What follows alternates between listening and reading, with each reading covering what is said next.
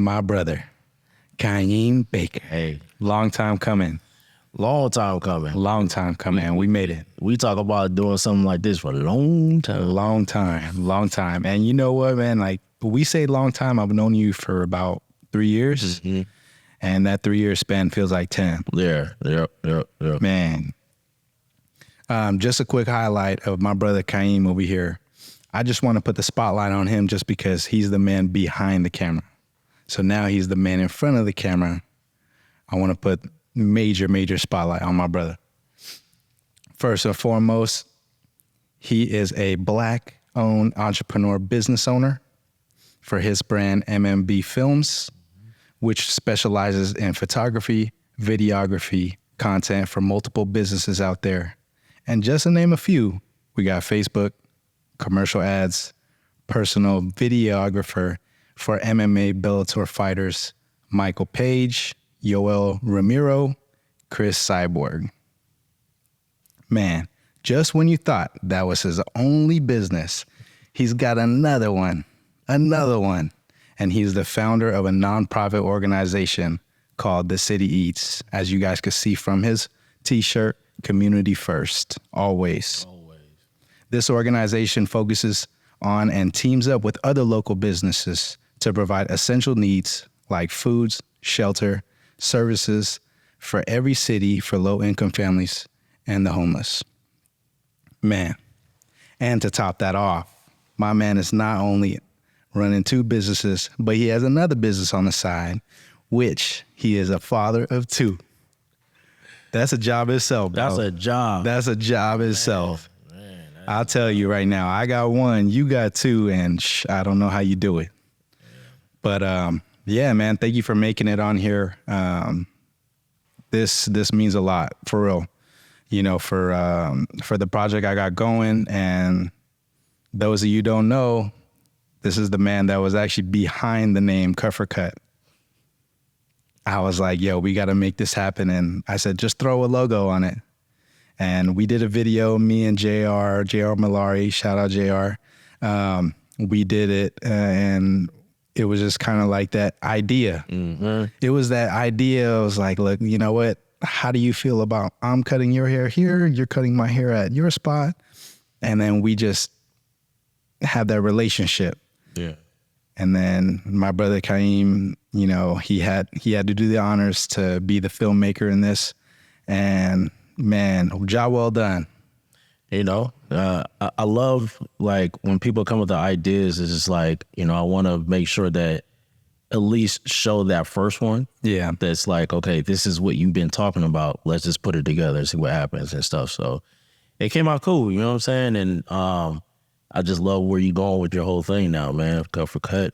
Where's that, man? Man, and just when I thought that I had to cap it on, you know, on hairstylists or anything like that, I was like, you know what? The vision was in front of my face the whole time. I was cutting all my clients, my friends, my family, and I said, man, like, these people's stories need to be told as well. Yep. And I said, why not use an episode to shine the light on the people that inspire me? Yeah. And I feel like you inspire me. How? You know, What do you mean? Nah, I mean, yeah, bro, you inspire me, man. I mean, you know, from what you're doing with the TheCityEats movement, I feel like once I see it, once I hear about it, when I'm cutting you and I'm asking you like, hey, what are you doing this weekend? You're like, man, I gotta feed.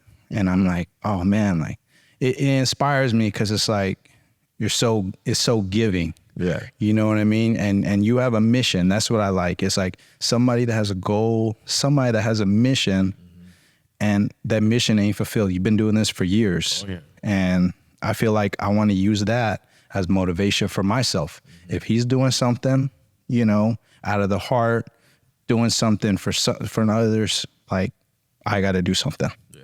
Right? I got to do something. And we did an event with you and Charles at the college. Yep. And we got to do more. We got to do more. We've been talking about it, man. We going to do it, bro. We got to do more. We got to do more. Oh, yeah. But yeah, man, like just inspiring me with that, you know, you having kids and trying to find that balance between everything. You know, your two businesses with the kids. I feel like if you can do it, I can do it. I got no excuses. Right. All that, man, all that. And yeah, bro, like you really do inspire me as much as, you know, you were kind of shocked about it. Like I feel like you do. Every person, trust me, every person that sits in my chair has a story, and I want to get that out of them. And I feel like if I can grab a little bit of our conversation to use into my daily life, into my motives, and turn into a positive is somewhere out there, that's where I get the spark to do something like this. Yeah. You know, just talking about, you know, being a father and doing the business and stuff, man, like, being a father was easy to me. I ain't gonna lie, man. Cause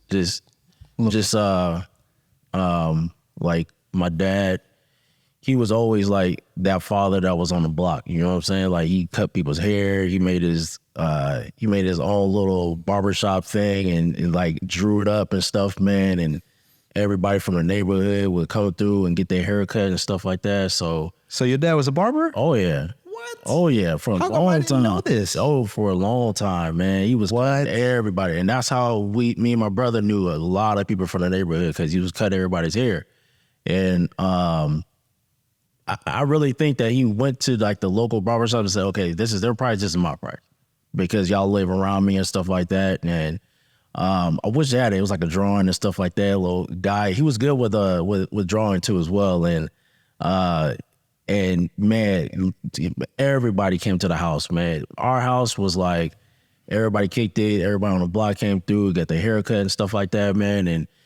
And just learning that from that part right there, that small part right there, community, right? And that's where I learned that from, with the community part, where it's just like, not just the barbershop, but just like my dad was like always checking up on me, going to the school. I hated it so much, dude.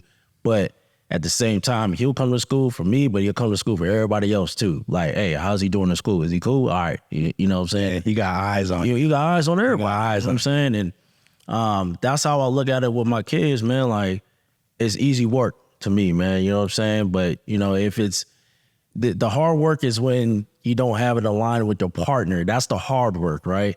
The easy work is making sure that, you know, they doing their thing. You know what I'm saying? And just having fun, man, as a kid, because, you know, we put a lot of pressure on our kids where you want them to do certain things. Like, at first I wanted my son to be like an editor and stuff, and he was doing his thing and I was paying him and stuff. He was doing a couple like on the low Bellator stuff, you know what I'm saying? Like, I was like, okay, you pretty good. He was like editing stuff, and I was like, oh, and so I slide him a little money and stuff like that. It's okay, you learn it. And, you know, like, when they get older and stuff, you want them to keep doing it, but they drift off to do a little something things and they want to do, and then you just let them just find their way back, man. You know, don't put that pressure on your kids like that. You know what I'm saying? And yeah, give them a choice, give them an option, but like, let alone not being so stern, and just being more like being a good friend with good advice, but at the same time knowing that, hey, I'm your dad at the same time. Oh yeah. Hey, you definitely got to put that dad part on there. You know what I'm saying? It's like, you could be their friend and everything, but at the end of the day, you're your dad. You know what I'm saying? And to be a dad is to also be that loving dad. You know what I'm saying? You don't got to put that pressure on them too much. You ain't got to be like, oh, you got to do what I say type thing. But, you know, cleaning up chores, that's a whole different story. That's, you know, you have to do that part. But far as like, I'm a barber, I want you to be a barber. Man, you know what I'm saying? Like, I want you to live life. Yeah. Right? Come back and say, hey, you know what, Dad? I thought about it. I want to be a barber. You know what I'm saying? Or I want to be an editor, or I want to learn the camera stuff. Cool. Here's the easy steps we got for you right here. You know what I'm saying? So, you know, they in their basketball thing, and that's like, I'll tell you, I don't know how parents do this AAU basketball tournament crap, man. I swear I salute the parents that do this crap, but it's hard work. That's the hard work. And you got to pay for it. Oh, man. And you got to pay for it, right? You got to drive. Yeah. You got to, if they're flying, you got to pay for it too, all that stuff. No, but if the kid is really good. Yeah. If the kid is really good, oh, that parent is really paying. You know what I'm saying? Because you want them to go to like, see where in Vegas, you know, you want them to do LA and all that stuff like that, man. So Yeah, I salute to those parents, man, for real, man. That's like a teamwork effort right there, man. Like, yeesh, I don't know, man. Yeah, I mean, in order for you to really, really do it, I mean, that's got to be your first and only job. Oh, yeah. If you want your son to be, this is what you want to do, Yeah. like forever, then I'll quit my job. We're going to do this hard. Yo, yeah, You yeah. know what I'm saying? One parent, if it's two parents, like one parent definitely needs to stay home and take care of that part. Yeah. The traveling and making sure, of course, the breadwinner got to stay, you got to be on the grind and stuff like that. But it's definitely a partner thing, dog. Like, for real, man. You cannot do that on your own, man. I don't know. If you are doing it on your own, I salute you, man. Like, for real. And I feel like they gonna remember that too. Oh, Your son's gonna remember that, right? Like, he's been to every game. He's been my biggest support. Mm-hmm. And that was just like that first sign, because you can easily be like, oh, you know, I'll miss this one. Yeah. I'll miss this one. I'll be on the next one. Mm-hmm. And you never know. Sometimes they'll take that a little serious and be like, all right, well, I'm gonna make sure that. One thing on that, right? Yeah. Kids nowadays, they don't show that emotion, right? And they be like, oh, you missing it? It's all right. It's cool. But you know, deep down inside, they're like, hey, my dad ain't here. Yeah. You know what I'm saying? Yeah. And so you definitely need to understand that as a parent. You definitely need to understand that your kids need to understand sometimes, hey, I got to make this bread. You know what I'm saying? And when I was traveling around the world and stuff like that, man, I was FaceTiming and sleeping on the phone with my kids. Like, hey, what are you guys doing? You know, bugging the shit out of them. I don't care, man. Like, I was just bugging them and stuff. And I was on FaceTime, and I'm here in Japan. What you doing? Oh, yeah. All right, cool. Let me watch you guys play Fortnite. All right. Gone. And I was like, Gone. I'm here for support, son. But they remember those things, right? Yeah, they You know do. what I'm saying? They do. They love to see just that you just trying, right? You know what I'm saying? Like, if you're trying as a dad or you're trying as a mom, man, your kids are gonna remember that. And one thing, they're always watching. No matter if you think they're not watching or they watching. Yeah. You know what I'm saying? So I was actually that kid, man. I was actually that kid that everybody, like in my family, thought that I was asleep. yeah. In reality, I'm closing my eyes and I'm listening. Yeah, see? I knew every argument. I knew the deep shit. Oh, yeah. I knew the deep shit. I knew the deep shit before it even spread it. See? And then they were using me like, Justin, what did so-and-so say? Shh, I'll let you know. Yeah. I'll let you know. I'm the source. I'm the source. Mm-hmm. So yeah, bro. I mean, like, going back into, you know, the editing and all that stuff, I really want to know, like, what is this something that just came about, or were you deep in? I mean, I know your dad was a barber. Mm-hmm. Were you even interested in cutting hair? I mean, I dabbed into it, but I was like, yeah, this ain't me, man. Push a line back. Yeah, I pushed the line. You push a line back. I was pushing lines back, boy. And I said, you know what? Nah, I'm cool. This ain't me. What got me into videoing, what got me into doing the video stuff, man, like, I don't know, man. Like, I was at home, and so I moved from I moved from Riverside all the way to San Francisco, right? And I was just like, you know what? I need to do something different. You know, I was working my 9-to-5s and stuff, and I was like, you know, I'm not feeling it.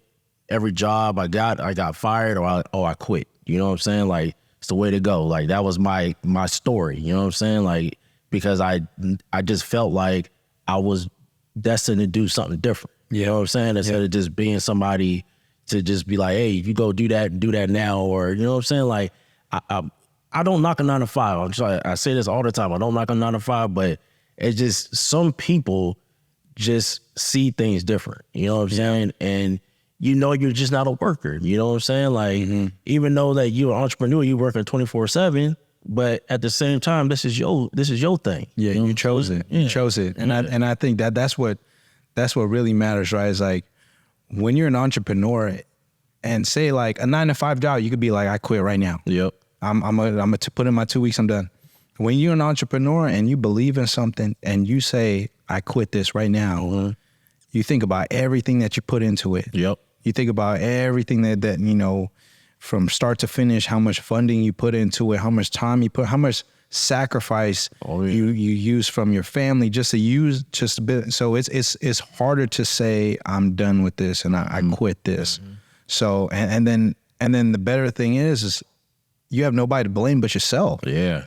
Yep. right? I mean, a 9-to-5 job, I quit because of so-and-so, and I'm not really feeling the way that they're acting with me or telling me this or, and it's just when it comes to that, you have nobody to blame but yourself. And nobody to blame but yourself. Right. And for me, I beat myself down. Yeah. I beat myself down real hard. And I'm like, okay, if I fail at this, then I'm just showing my kids that I'm a huge failure. And it's like, if I can't get through this, that's a bad example for my friends. I mean, for my family, even my friends, because my friends always check up. You always check up. You're like, hey, Jess, what's going on? What you got going? I think that's the first question that everybody asks, right?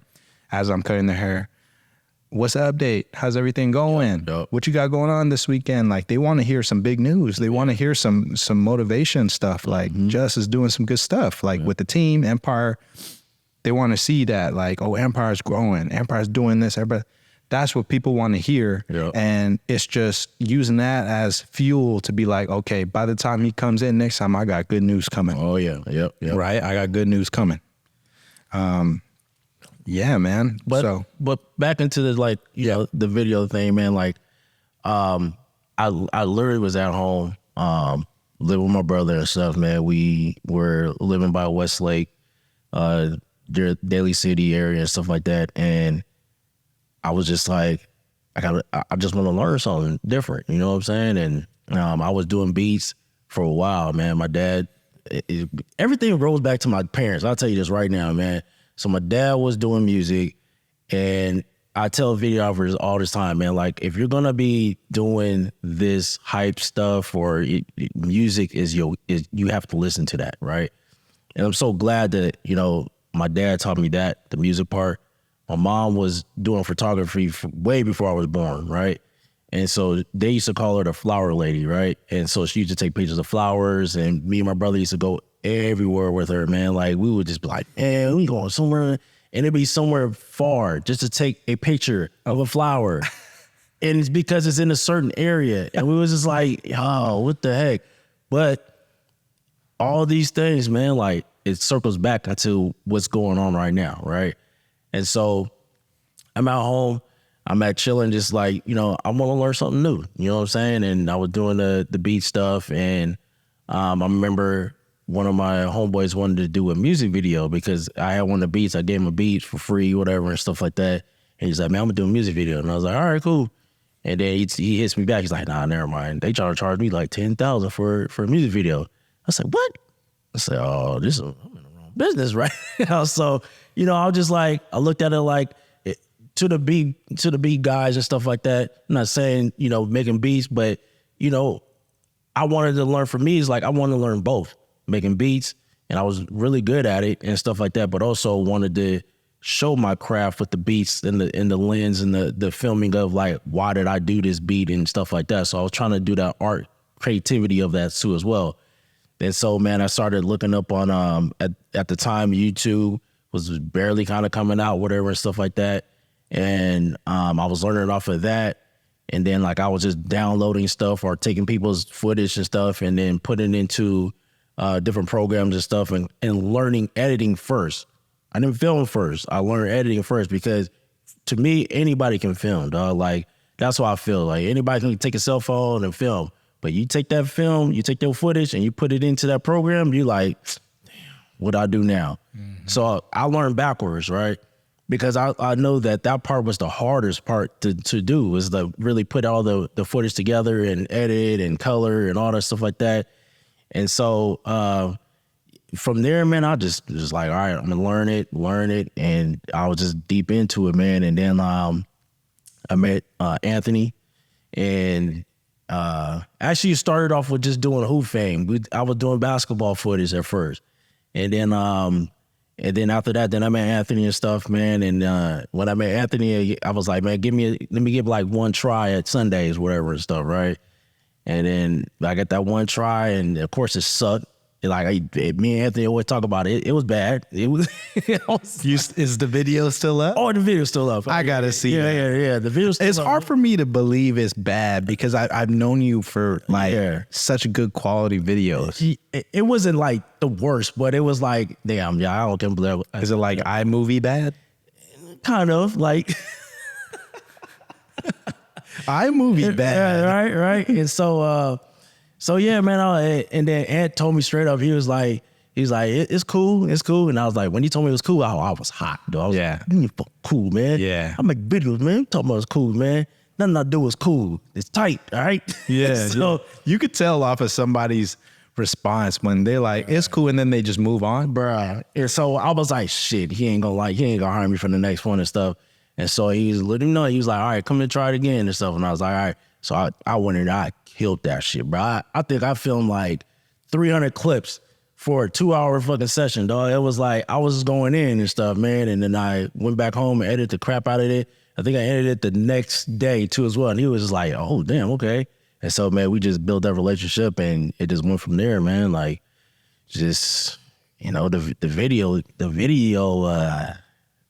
game, man. You know, I would say the video game, but the video game. The video game. The real game. There's barber game and there's video game. Right. And I respect that, bro. Like, I respect that a lot because I didn't know that the video world, photography world was this hard. Like, I can have a fresh haircut, man, hey, drink to that. Mm-hmm. Oh, it's hard. I can have a fresh haircut, and I take a picture of it, and I'm like, man, this shit is so trash. But in reality, I feel like it's the photo that's trash, not the haircut. Yeah. But I was looking at it like, man, the haircut's trash. Really? Yeah. Wow. Yeah. Like, Really? But then I started to not learn. I mean, I was just like, what the hell's going on, right? And then so like I started following, started watching photography videos and like, okay, what's the difference between this lens and this lens? I swear to God, this whole time during the pandemic, bro, I'm like, just as much as I was watching barber videos, I was watching photography videos. Yeah. Yep. And I'm like, what's the difference between this lens? Okay, what's a good lens for portraits? What's a good lens for landscape? All this stuff, man. And then that's just the photos. Yeah. And then now you got to go onto the video side. And for me, I didn't learn the way you learn. I don't like editing. I told you. I thought it was just as clean as, okay, I'm just going to take some videos and I'm going to throw them on there. We're going to throw some music and it's good. Nah, bruh. That's why I learned editing first, man. Yeah. You know what I'm saying? Yeah. Like I said, anybody can film. Right. Nowadays, anybody can film, bro. But if you don't learn your editing, dog, like, you lost. You know what I'm saying? And it's one of those where you kind of have to come up with a story first and then you put in like that. Well, okay, see, for me, dog, like when I film, like saying I'm in the club when I'm filming and stuff, right? I don't ask people to be like, yo, can you do it? I might do it for like maybe like one or two because I really want to get this certain shot, whatever and stuff. But majority of stuff, bro, I don't ask nobody like, hey. Yeah, because you want that natural film. Natural film. That's all I want, dog. It's natural film, man. And so that's like my go-to, man. It's like real natural film, real natural lighting. And for some reason, man, like I enjoy that. You know what I'm saying? Like I enjoy just like watching people dance, watching dudes go up to girls like, hey, what's up? And they get rejected. Like, dog, I just seen it all. You done seen it all. I've seen it all, man. But it's also, to me, man, like a lot of that shit is a love story, man. It's true. You know what I'm saying? Because you get there, I see squares try to, be this type of person, and they wind up like the group of guys like, man, that girl is bad. I want to go talk to her. I'm like, talk to her. And then they wind up talking to her because they little tipsy, whatever, and stuff like that. But then they got the courage to go talk to this person, and then they talk to him, and then they're dancing. Then they're going home. I'm like, okay, shit, it's the love story. That is crazy. And you caught it all on film. And it's every Friday, Saturday, man. That's how it was. Or Sunday, you know what I'm saying? Like, it was the love story to me, man. Like, I never looked at it like it was some ratchet ass shit. Like, I looked at it like these are love stories, and it's like people coming together, enjoying music, man. You just filmed the first, the first time they ever met in their life. Yeah, you know what I'm saying? That is dope. I didn't even think about that. And look at this too as well. Like, I filmed some people that met for the first time, and then I see on Instagram they have a baby, they married, all that stuff like that because they met. You know what I'm saying? At that one particular spot that I filmed, and I'm just like, oh, that's what's up. You know what I'm saying? Like, it's, of course you don't want to meet your girl, but whatever, you know what I'm saying? Like, love don't got no damn fucking scripture to be like, hey, you know what I'm saying? You can't meet this person in the clubs. Right. You know what I'm saying? Right. If I connect with you and I dance with you and I'm like, yo, we laughing, I get back home and we on the phone texting and we have this cool ass conversation.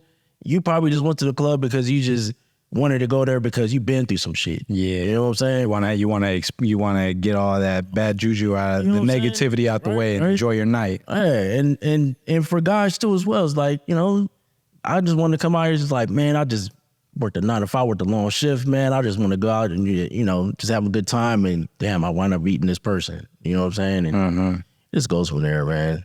Clubs are not bad, y'all. Sometimes. If say like the place is like kind of whack, and you're like, videographers can make that thing look pop, bro. I was famous for that. I ain't gonna lie. Look, all right, I'm gonna drink this. Look, okay, I understand that everybody is doing a style, but y'all know where it came from, and you know what I'm saying? But it's cool. I understand. And I don't hate on that. I love it. Every time I see it, I'm just like, there you go. You know, I hate on it. Nah, I can't. I hate on them for you. You know what I'm saying? I can't. You gotta give credit when credit's due. No. There's cats that give me credit when credit's due, but when I see it like in LA and I see it somewhere else and stuff like that, and I'm just like, all right, cool. And I understand, like, even going to filming at different clubs too as well. Like, I'll be like, oh, MMBfilms, and they're just like, wait, what? Wait, from Sundays? What you doing over here? I was like, oh, I'm just, you know, just chilling and stuff like that. And I never brag about what I do, dog. You know what I'm saying? Like, I hate that. And if people notice it, they notice it. They see it. They ask me questions and stuff. I haven't met my closest friend, Kevin, dog. Like, he thought I was Asian because I was over here sharing information with him and like, this is how I did it, dog. Like, you got to do it like this. You got to do it like that. And kid you not, man, he was like, I thought you was Asian at first because That's racist. No, He trying to say no black man could explain but this. let's go deep into this real quick. As my culture, sometimes we don't share shit. You know what I'm saying? Because we want to be on top and stuff like that. And he came at me at that angle. He's like, bro, like, we don't really share shit. Like, if somebody's on top, they on top, and they're just like looking at you like you were the peasant. You know what I'm saying? And that's not just like, I ain't gonna say just my culture, but just like culture in general and stuff. Some people just look at it like, I'm up here, I'm up top, and you gonna be down there, and you're gonna figure your way out about the shit. No, when I met Kevin, dog, like, he hit me up on Instagram, and that's like anybody that's been out there. A lot of guys that are doing good things, great things right now, they ask me so many questions, dog, like when first Instagram came out and stuff, and how to do this, how to do that. People that came to my house and shit like that, dog, like, and spent hours at my house learning stuff, man, and they out here doing great things, man. I salute those guys. You know what I'm saying? Like, I cannot hate on nobody doing some stuff that they taught, that I kind of let them, taught them some shit, you know what I'm saying? Or, hey, this is what's up, this is what you need to do and stuff like that. I can't hate on those cats, man. You know what I'm saying? Like, they doing good things. And I feel like you get so much respect that way. You do. Like, you gain more business that way. Yes. When somebody is like willing to share what you learn, right? Like, for me, people be like, hey, how do I do this? I'm like, I'm willing to share with you because somebody shared with me. Yep. Right. And the fact that, like, I see that person online, you know, doing this technique or that technique, or, you know, and it's like for them to say like, oh, like, I learned it from that guy. And then for me to say like, I learned it from that guy. Yeah. And then it just keeps going on and on and on. Yep. And then it just brings the community together. Yep. Rather than I'm gonna be on top always, you're gonna be on the bottom always. I hate that. Right? I hate that to the passion. Right. Like, and there's some cats that I sit there and be like, hey, how can I do this? How can I? And they're like, oh, they never hit me back, or you never gave me no advice or anything like that. And now these cats ain't doing shit. Hey, that's what I say. It's crazy. How much of a motivation for you to do that and be like, in yourself, you ain't got to say it, but just saying like, look at me now. You know what I mean? Like just kind of pat yourself on the back, like, hey, Yeah. I did it without you even helping me. Yeah. Oh no, there's a lot of cats that said that to me, and there's some grown men that just said, "Hey, yo, man, my fault." You know what I'm saying? Like, I know you're reaching out for me, reaching out to me to get some advice and all that stuff like that, as far as like the video stuff. And you know, I was busy and stuff like that. My fault, man. I see you doing things. I see you doing that. I see you doing that. Cool. For me, on the inside, I'm just like, yeah, motherfucker, yeah. But from the outside, man, because I'm very humble, man. Like for real, dog. Like I don't show that on the outside, but on the inside, I'm like, yeah, of course, I'm just like, I'm happy about that. Yeah. Hey, bro, like for real, you are humble, man. Like, and that's one thing too. That's one trait. It's like, you know, somebody tells me, kick it with the people that you're willing to like fuel off of. Oh yeah. Right? If you're kicking it with some cocky ass motherfuckers that don't want to do this, that, and the other, yep, more than likely that's gonna rub onto you and you're gonna be that guy. Oh yeah. Yep. If you're kicking it with people that smile and be humble and have motives, you gonna smile, have motives, yep, have a good time, right? So like I feel I'm a true believer in that one. Oh yeah. If you're kicking it with some broke people in the group, and you're and you're the sixth broke person, it ain't no way nobody in the group's gonna get no money. No. Because there's some bad habits that the group has that can't break that, and you just develop those bad habits. Yeah. Right? Hey, drink to that one. Hey, I even had a sit down with Club. I ain't gonna name the name and stuff, but you know, we out here doing things and stuff like that. And I said, hey, if you ain't moving, I ain't fucking with you, dog. Yeah. You know what I'm saying? Like, you can't just be doing this and that, and we all out here doing some stuff, and you just the person over here like, hey, like, let me get some money, You know what I'm saying? Like, no, you gotta be moving, dog. You know what I'm saying? Because I can't support those habits, man. I got kids. You know what I'm saying? I got a mortgage. Isn't that a not good rent? Mortgage. Hey, isn't that a good ass feeling to like, bruh, to use as a scapegoat? Oh yeah, I got kids, man. Oh yeah. But I mean, I used to use that, but then sometimes, bro, you really just gotta be like, you gotta hit them hard, man. For sure, dude. Like, I mean, I'm gonna go back. My dad told me to move out at 18, right? And I thank him every day for this stuff, right? He said, yo, you gotta move at 18 with your plan, right?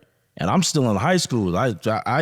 My birthday's June 8th, right? So I'm still in high school, and he's like hounding me. What are you gonna do? What you gonna do with your life? And stuff like that, right? And I say, I might go to community college and stuff like that, man. And I did community college for 30 days. I said, man, this ain't me. You know what I'm saying? And so he was like, all right, you gotta find your spot then, all right? So I had to find my spot, and I always think of for this dude. And nowadays, man, some friends that I have, or I ain't cut that part out. It's good. It's good. Some people were babied, you know what I'm saying? And like coming out of high school was babied and stuff like that, man. And like, oh, my kid is not gonna do this, my kid is not gonna do that.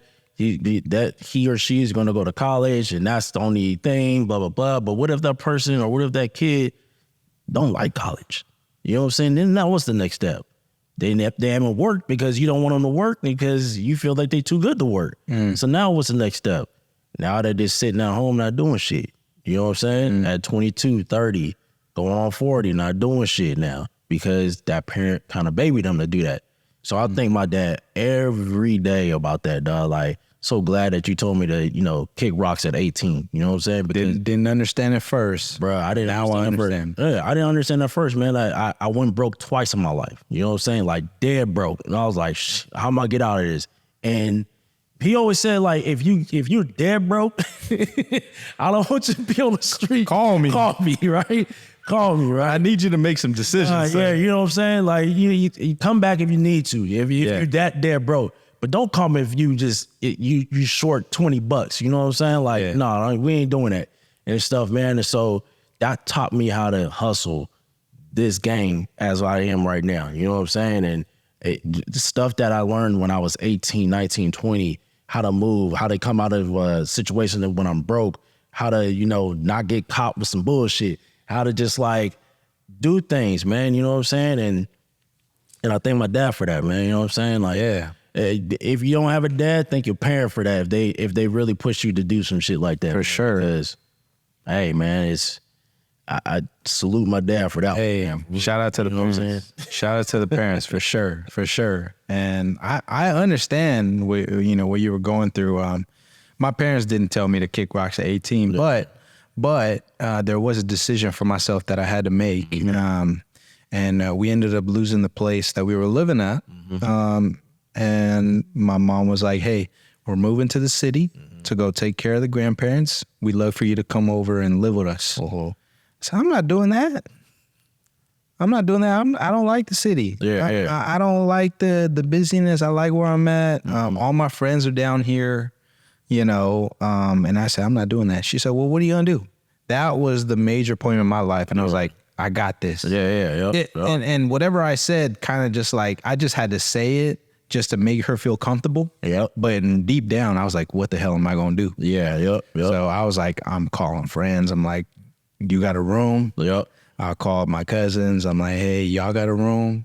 So I got lucky enough. I was living with my uncle. I ended up getting a room.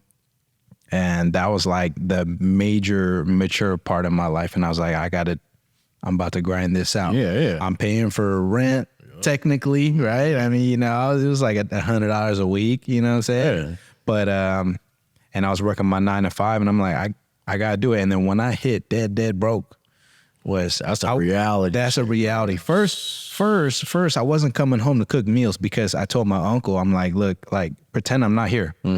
Like, don't cook anything for me. Like, none of that stuff. Like, I'm just here just to be here and just pretend like I'm not here. And so every day I'm eating out, all that stuff. And then next thing you know, I'm like, overdraft. That catches up to you, man. And I'm like, damn, I'm overdraft and I just got paid. And now I got to wait 2 weeks from now. I'm like, what am I going to do? Yeah, man. So that's when the hustle started for me. I'm like, I got to do something on the side. I got to do something on the side. I said, I got to do something. What can I do? Oh, I was cutting hair. I'm going to bring that back. I'm going to cut hair. Boom. Start cutting hair. And then next thing you know, everything, I cut one worker and then that worker told the other worker and the other worker told the manager told the friend, and now I'm cutting the whole squad, and it's like consistent income. Now I got the 9 to 5 income, and then I got the side income. So I'm thinking I was a man now. I'm like, okay, I got some funds coming in, right? But yeah, like, it was some rough times, man, and I had a lot of drives alone just to really think about. Man, I'm so glad you said that. To this day, I tell you right now, man, I used to just drive by myself.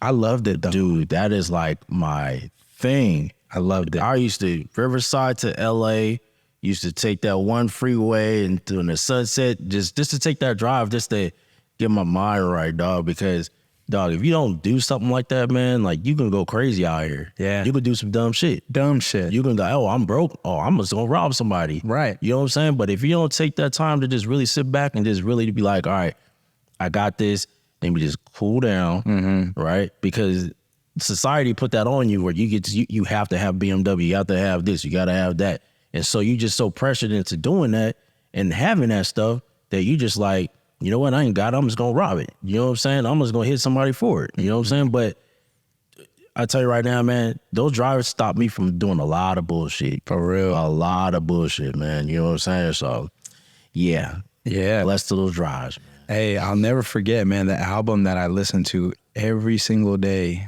J. Cole, Friday Night Lights. And every song, bro, it just like hit me hard because I was trying to relate every song to something that I was going through during those times. And I was like, man, like, I'm about to get through this. There's going to be a journey out there. Right? And then I got fired from my job, from my 9 to 5 job. Who didn't, bro? Right? Whoa. Right? And, man, I never had another job. And I was like, what do I do? I'm going to these interviews, group interviews. We're talking about banks and I hate the group interviews. Man. What is this for? Man, so the group interview, I'm over here, dressed up and trying to go in, and then next thing you know, they're like, oh, group A, we're gonna, and then I'm like, hopefully I go first. I just want to, I want to say some stuff, and then, man, I go last. Everybody said everything. everybody said everything, and they're like, Justin, so blah blah blah, and I'm like, oh yeah, to tag along with so and so what they said, and I I already knew I wasn't. Yeah, I mean, when you last, you just basically just saying everything they just said. Yep. That's why I hate group interviews. Like, look, if y'all gotta stop them group interviews, man. Hey, no group interviews no more. It's stupid, man. It's like you putting a piece of meat and having a bunch of lions just going after the meat. Like that shit is like fucking trash, dog. Like, why would you want to do that to people? Is a group interview for what, dog? You know what I'm saying? They want to see who's a real lion of the bunch, but in reality, it's the first one. It's the first one. Yeah. You know? Still. Yeah. For what? For what? Thank you, man. Yeah, bro. So I hated those, man. I used to just walk out of that. It's a group interview. Yeah, I'm cool. Yeah, I'm done. I'm done. Yeah. So that, I mean, from then on, you know, Derek was cutting my hair. Mm-hmm. I said, I want to do this. I want to take this full time. Yeah. My parents was in my ear, and they're like, why don't you do this? Mm-hmm. So you know what? I don't know if barbers make money, but I like doing it. Yeah. Yep. And then I signed up, got into college, and that whole time that was a struggle itself too. What? Barber college. Oh, yeah. I'll just fill you in a little bit, but you know, you're cutting hair for free. Yeah. So I'm driving. It's the hours you got to put in on. So I'm driving from Pittsburgh to Oakland, and I'm there from like 12 to 9. Not getting paid. I'm paying for gas, right? It got to the point where I sold my car, and I said, man, I'm not making nothing. I'm like overdraft still. Damn. I sold my car, and I got half of what I actually wanted for, and I said, you know what? F it. I need this funds.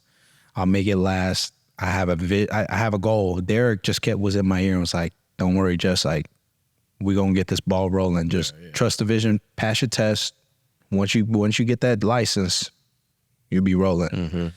Yeah, man. And I sold that, and he's seen everything that, like, cause I always got a haircut from him. Yeah. Right. Yeah. And so like every week I'd still get a haircut, and he'd always ask me, how's school? I sold my car.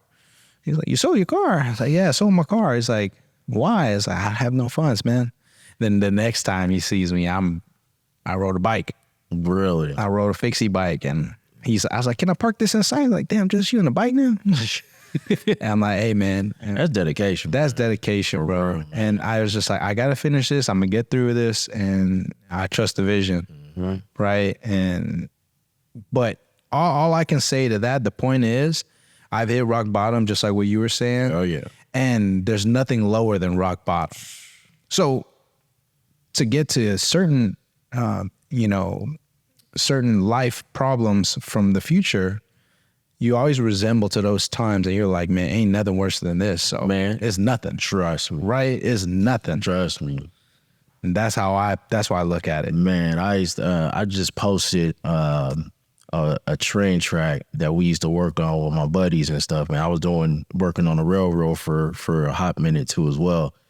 And every time I see those railroads, I'm just like, man, we was out here like moving cars. And first we was in Riverside, which was 110 heat. We went through moving cars off of the train thing through the fires.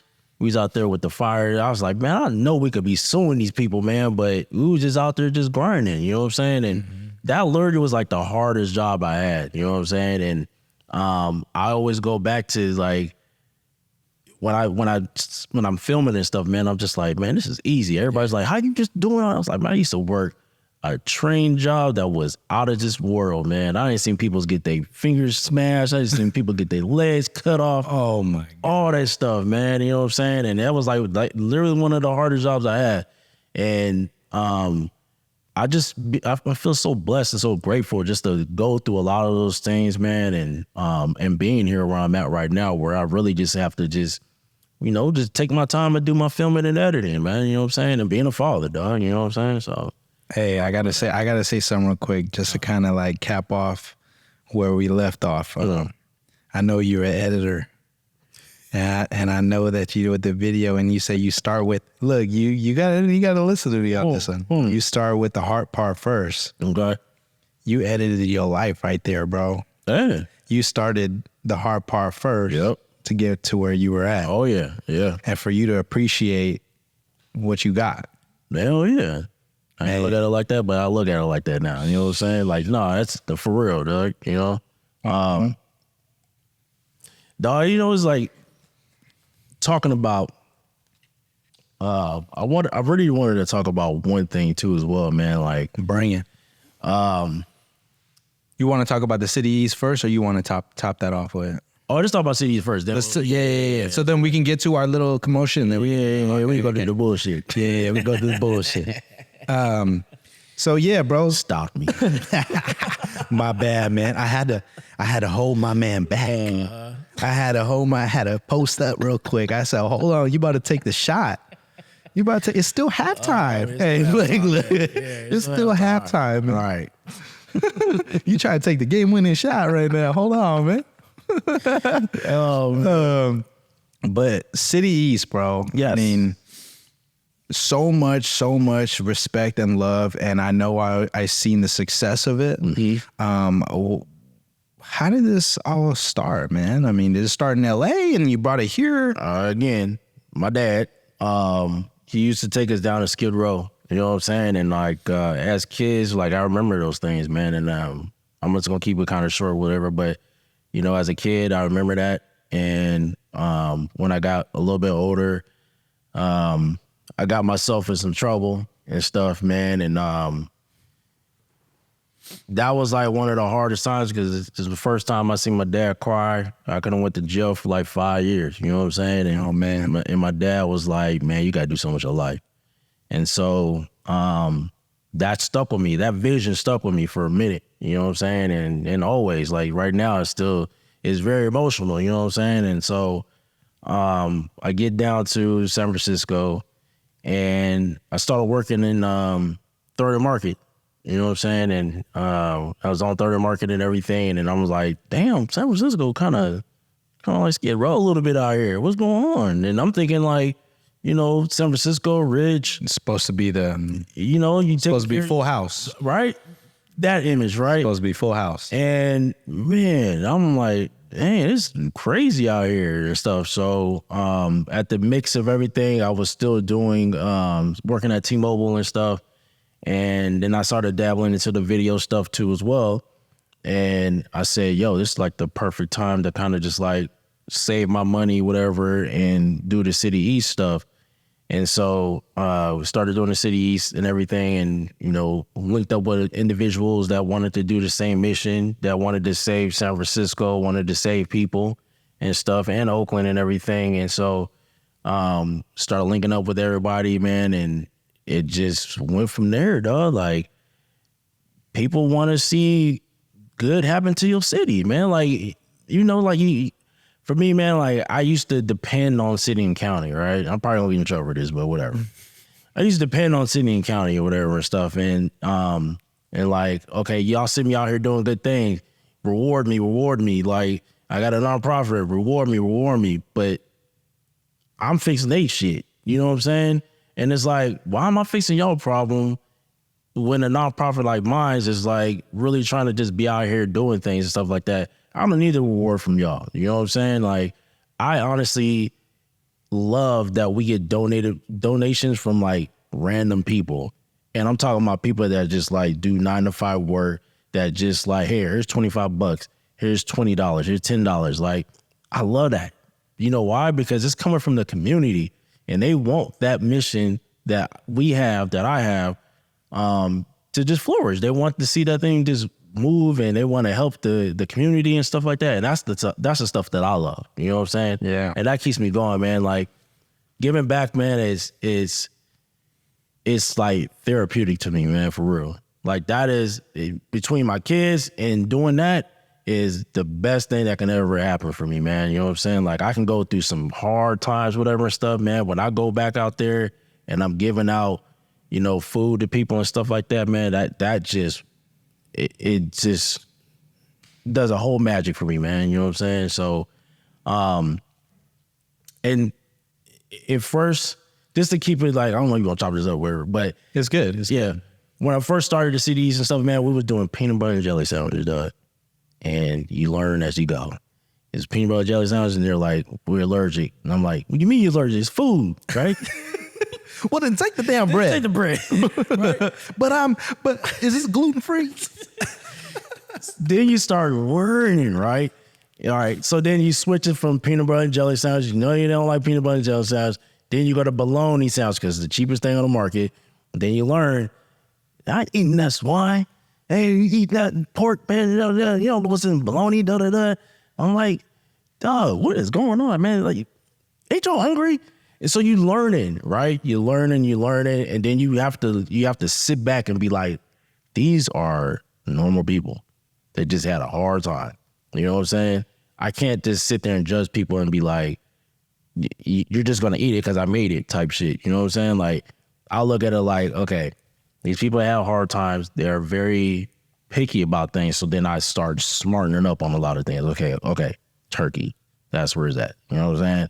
Sometimes we get roast beef, and there's like, this is roast beef. I never had roast beef and stuff like that. So we was doing sandwich stuff first. And then we got blessed to meet up with City Team and my boy Trent from Spice Tribe, you know what I'm saying? And like we were doing hot meals and stuff, man. And the hot meals changed the game, bro. Like for real, I ain't gonna lie, man. That changed the game, man. And so got Chris in there cooking, Ro in there cooking, and a lot of the females going there in the kitchen and helping out and stuff like that, man. Just making hearty, good, wholesome meals, man. And so that's where it's at right now, man. And we also feeding the world now. You know what I'm saying? Yeah. You know, you can't, the greater feeling, man, of everything, man, is like just feeding the world, man. You know, I looked at it as a small picture. I looked at it like, okay, we're just gonna feed Bay Area, that's it. And sometimes go back home and feed LA and stuff. Nah, bro. When I went to the Philippines, bro. Yes, bro. Yes. Tell me about that. So I think that was a huge, so I'd never been to the Philippines, and I'm Filipino. Never been to the Philippines, Okay. and I'm a Filipino, right? Always wanted to go, but obviously, like, you know, life happens 30 years later, just haven't had that chance. Yeah. But people would always tell me, like, you know, like, people really live in poverty out there. Oh, yeah. I never really, like, thought that. You know what my family would say when we ate dinner is when I left something and I'm about to throw it away, they're like, you know, they would have shared that. This would have been a whole meal in Philippines. Yes. And I'm like, yeah, right. You know what I'm saying? Yeah, right. It's true. But man, when I seen the videos of you guys out there, bro, it made me like, even though I wasn't there, through your lens, bro, it made me feel like I was there. Man. And it made me appreciate life so much, bro. Yeah, dog. That was, man, dog. That was the first time that I ever seen something like that, right?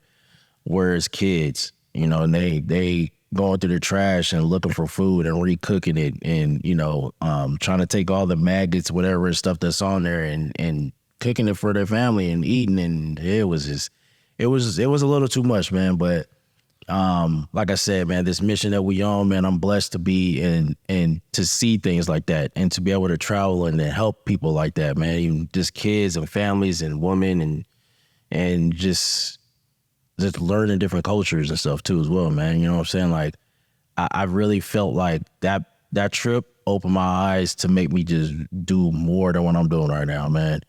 And that's where we doing the Ghana thing, you know what I'm saying? I can't wait to go there. We did some Brazil stuff, you know, and I just want to feed the world, man. I think it's, to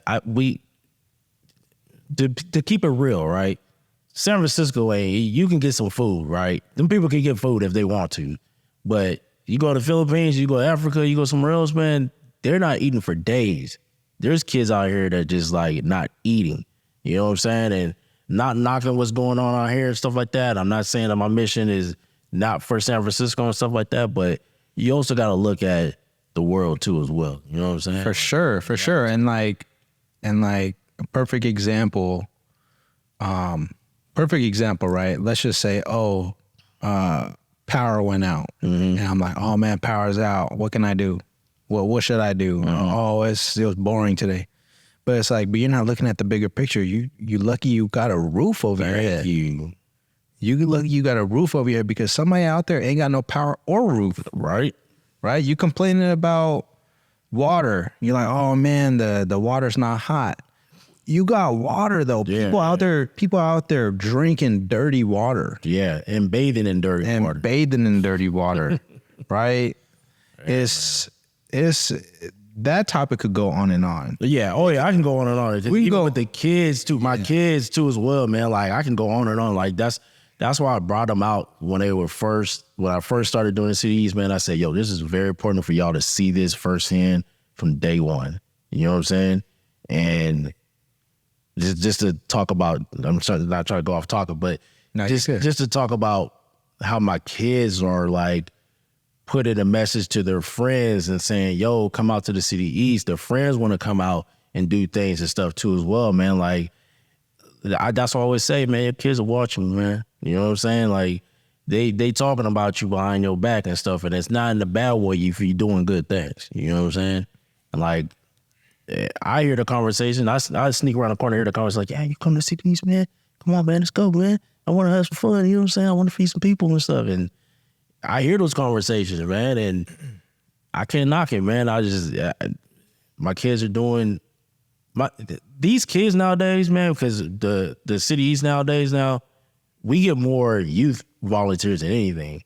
So I feel like the change is going different now. As far as like, these kids are understanding like, okay, there are some problems out here and we need to fix it. And we are the future that can fix that. That's true. You know what I'm saying? That's true, though. They're seeing that now. That's you know true. What I'm saying? Because shit, Saturday, you want me to come out on Saturday? My cartoons? Nah, I'm good, bro. Like, I'm playing video games right now, y'all. Sure. I'm on the block with my homeboys. We playing, you know, whatever and stuff like that. Yeah. No, they taking their time to say, you know what? I want to come out here and I want to feed. I want to help some people. And they really get touched about it. You know what I'm saying? And I love that feeling, man, for real. Well, I know I said it, and I know we did that event, but I really want to get into the feed. Little. And I want to bring my daughter. I want to bring the wife. Yeah. And we're going to make that happen, hopefully in the next month or so. Yeah. But, yeah, man, I mean, wow. So I love the vision and Skid Row, bro. I seen Skid Row for the very first time. And Jesus. Yeah. I mean, I don't really have to go into detail, but man, it was crazy. Shout out to Shirley, man. She really out there doing that every day. So shout out to Shirley, man. Yeah. Shout out to Shirley. Was she the one that when you guys were over there and you did the toilets? Yeah. Yep. Yes. Yep. Yes. Yeah. Yes. She be out there every day, man. It's some real. It can be nice and can be nasty out there, man. You know what I'm saying? Yeah. That's like on some block stuff, and you know, I'm just glad that everything is working out for that area and stuff like that, as far as like her feeding, because, you know, hey, Skid Row need her. You know what I'm saying? There's other organizations out there, but they really need that real person out there that's going to sit there and say, hey, this is what you need to be doing with your life. This is what is needed for you. You know what I'm saying? And it's the resources that she gives out and stuff too as well, man. She's doing an amazing job, man. So I salute her for doing that. Shout out Shirley. Oh yeah. Shout out Shirley. I like for me, like I don't go out there and be like, hey, I'm gonna go ahead and help somebody out. It's like when something comes into my like position, like I have that choice. You know what I mean? And then sometimes that choice, like you hear the thoughts in your head where you're like, oh, is this person really hurting? Yeah. Are they just asking? All right, like, oh, they just asked me for $20 so they can use it on X, Y, Z, right? And one point, like for me, like it really hit me when I seen this guy in downtown San Jose, and he was just letting the door open for people, and like everybody, like, bro, when I say that shit was so hard, like harsh to watch, like people was like, oh, let me scoot over. Don't touch me. Yeah. But my man's leaving the door for you and he's opening and closing it for you, saying, have a good day, God bless. Yeah. And like the first question I asked him, I said, man, like, what do you need? I didn't even ask him how much you want. I said, what do you need? Yeah. He was like, man, and there's a pizza spot next door. He's like, I want a slice of pizza. See. And I said, bro, what kind of pizza you want? Yeah. And he's like, oh, I want pepperoni. I go in there, man, I gave him a full pie. Yeah. Because I know that how much I know that, like, for me, I feel like I'm cheating myself. I'm like, I can afford more than a slice of pizza. Yeah, of course. You know what I'm saying? So maybe you could share it around with somebody else, and like, and I'm like, okay, like that made, like, that small part like made me feel like, wow, like I feel like I touched somebody. Yeah. And that is like an unexplainable feeling. It is, man. It really is. And it's not saying like I'm above you and I'm just here. Yeah. You know what I'm saying? Yeah. It's like I did something in your life that, like, who knows? You could be talking about me for the whole week and be like, oh, whoever that guy was, bro, God bless. You know what I'm saying? Like that guy was good. And just like you said earlier, everybody's a human being, you know? It is, right? You know what I'm saying? Yeah, man. Everybody's a human being. You know, the biggest thing here's my pet peeve, man, is really giving people money.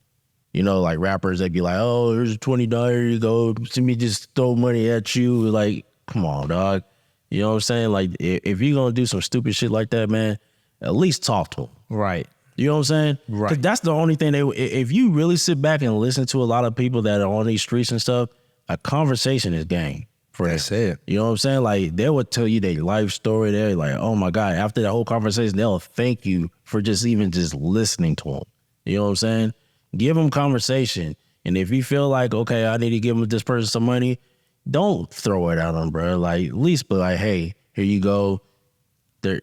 I know you're going to do good with it, or if you're not going to do good with it, whatever, and stuff like that. But to me, man, talking to people is like the way to go about this whole thing, man. Definitely.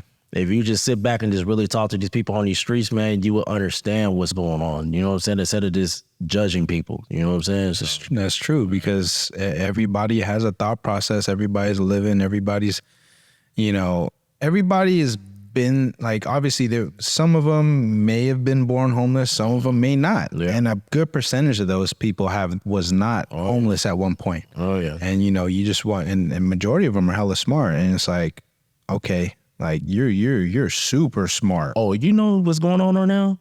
Bruh. Huh.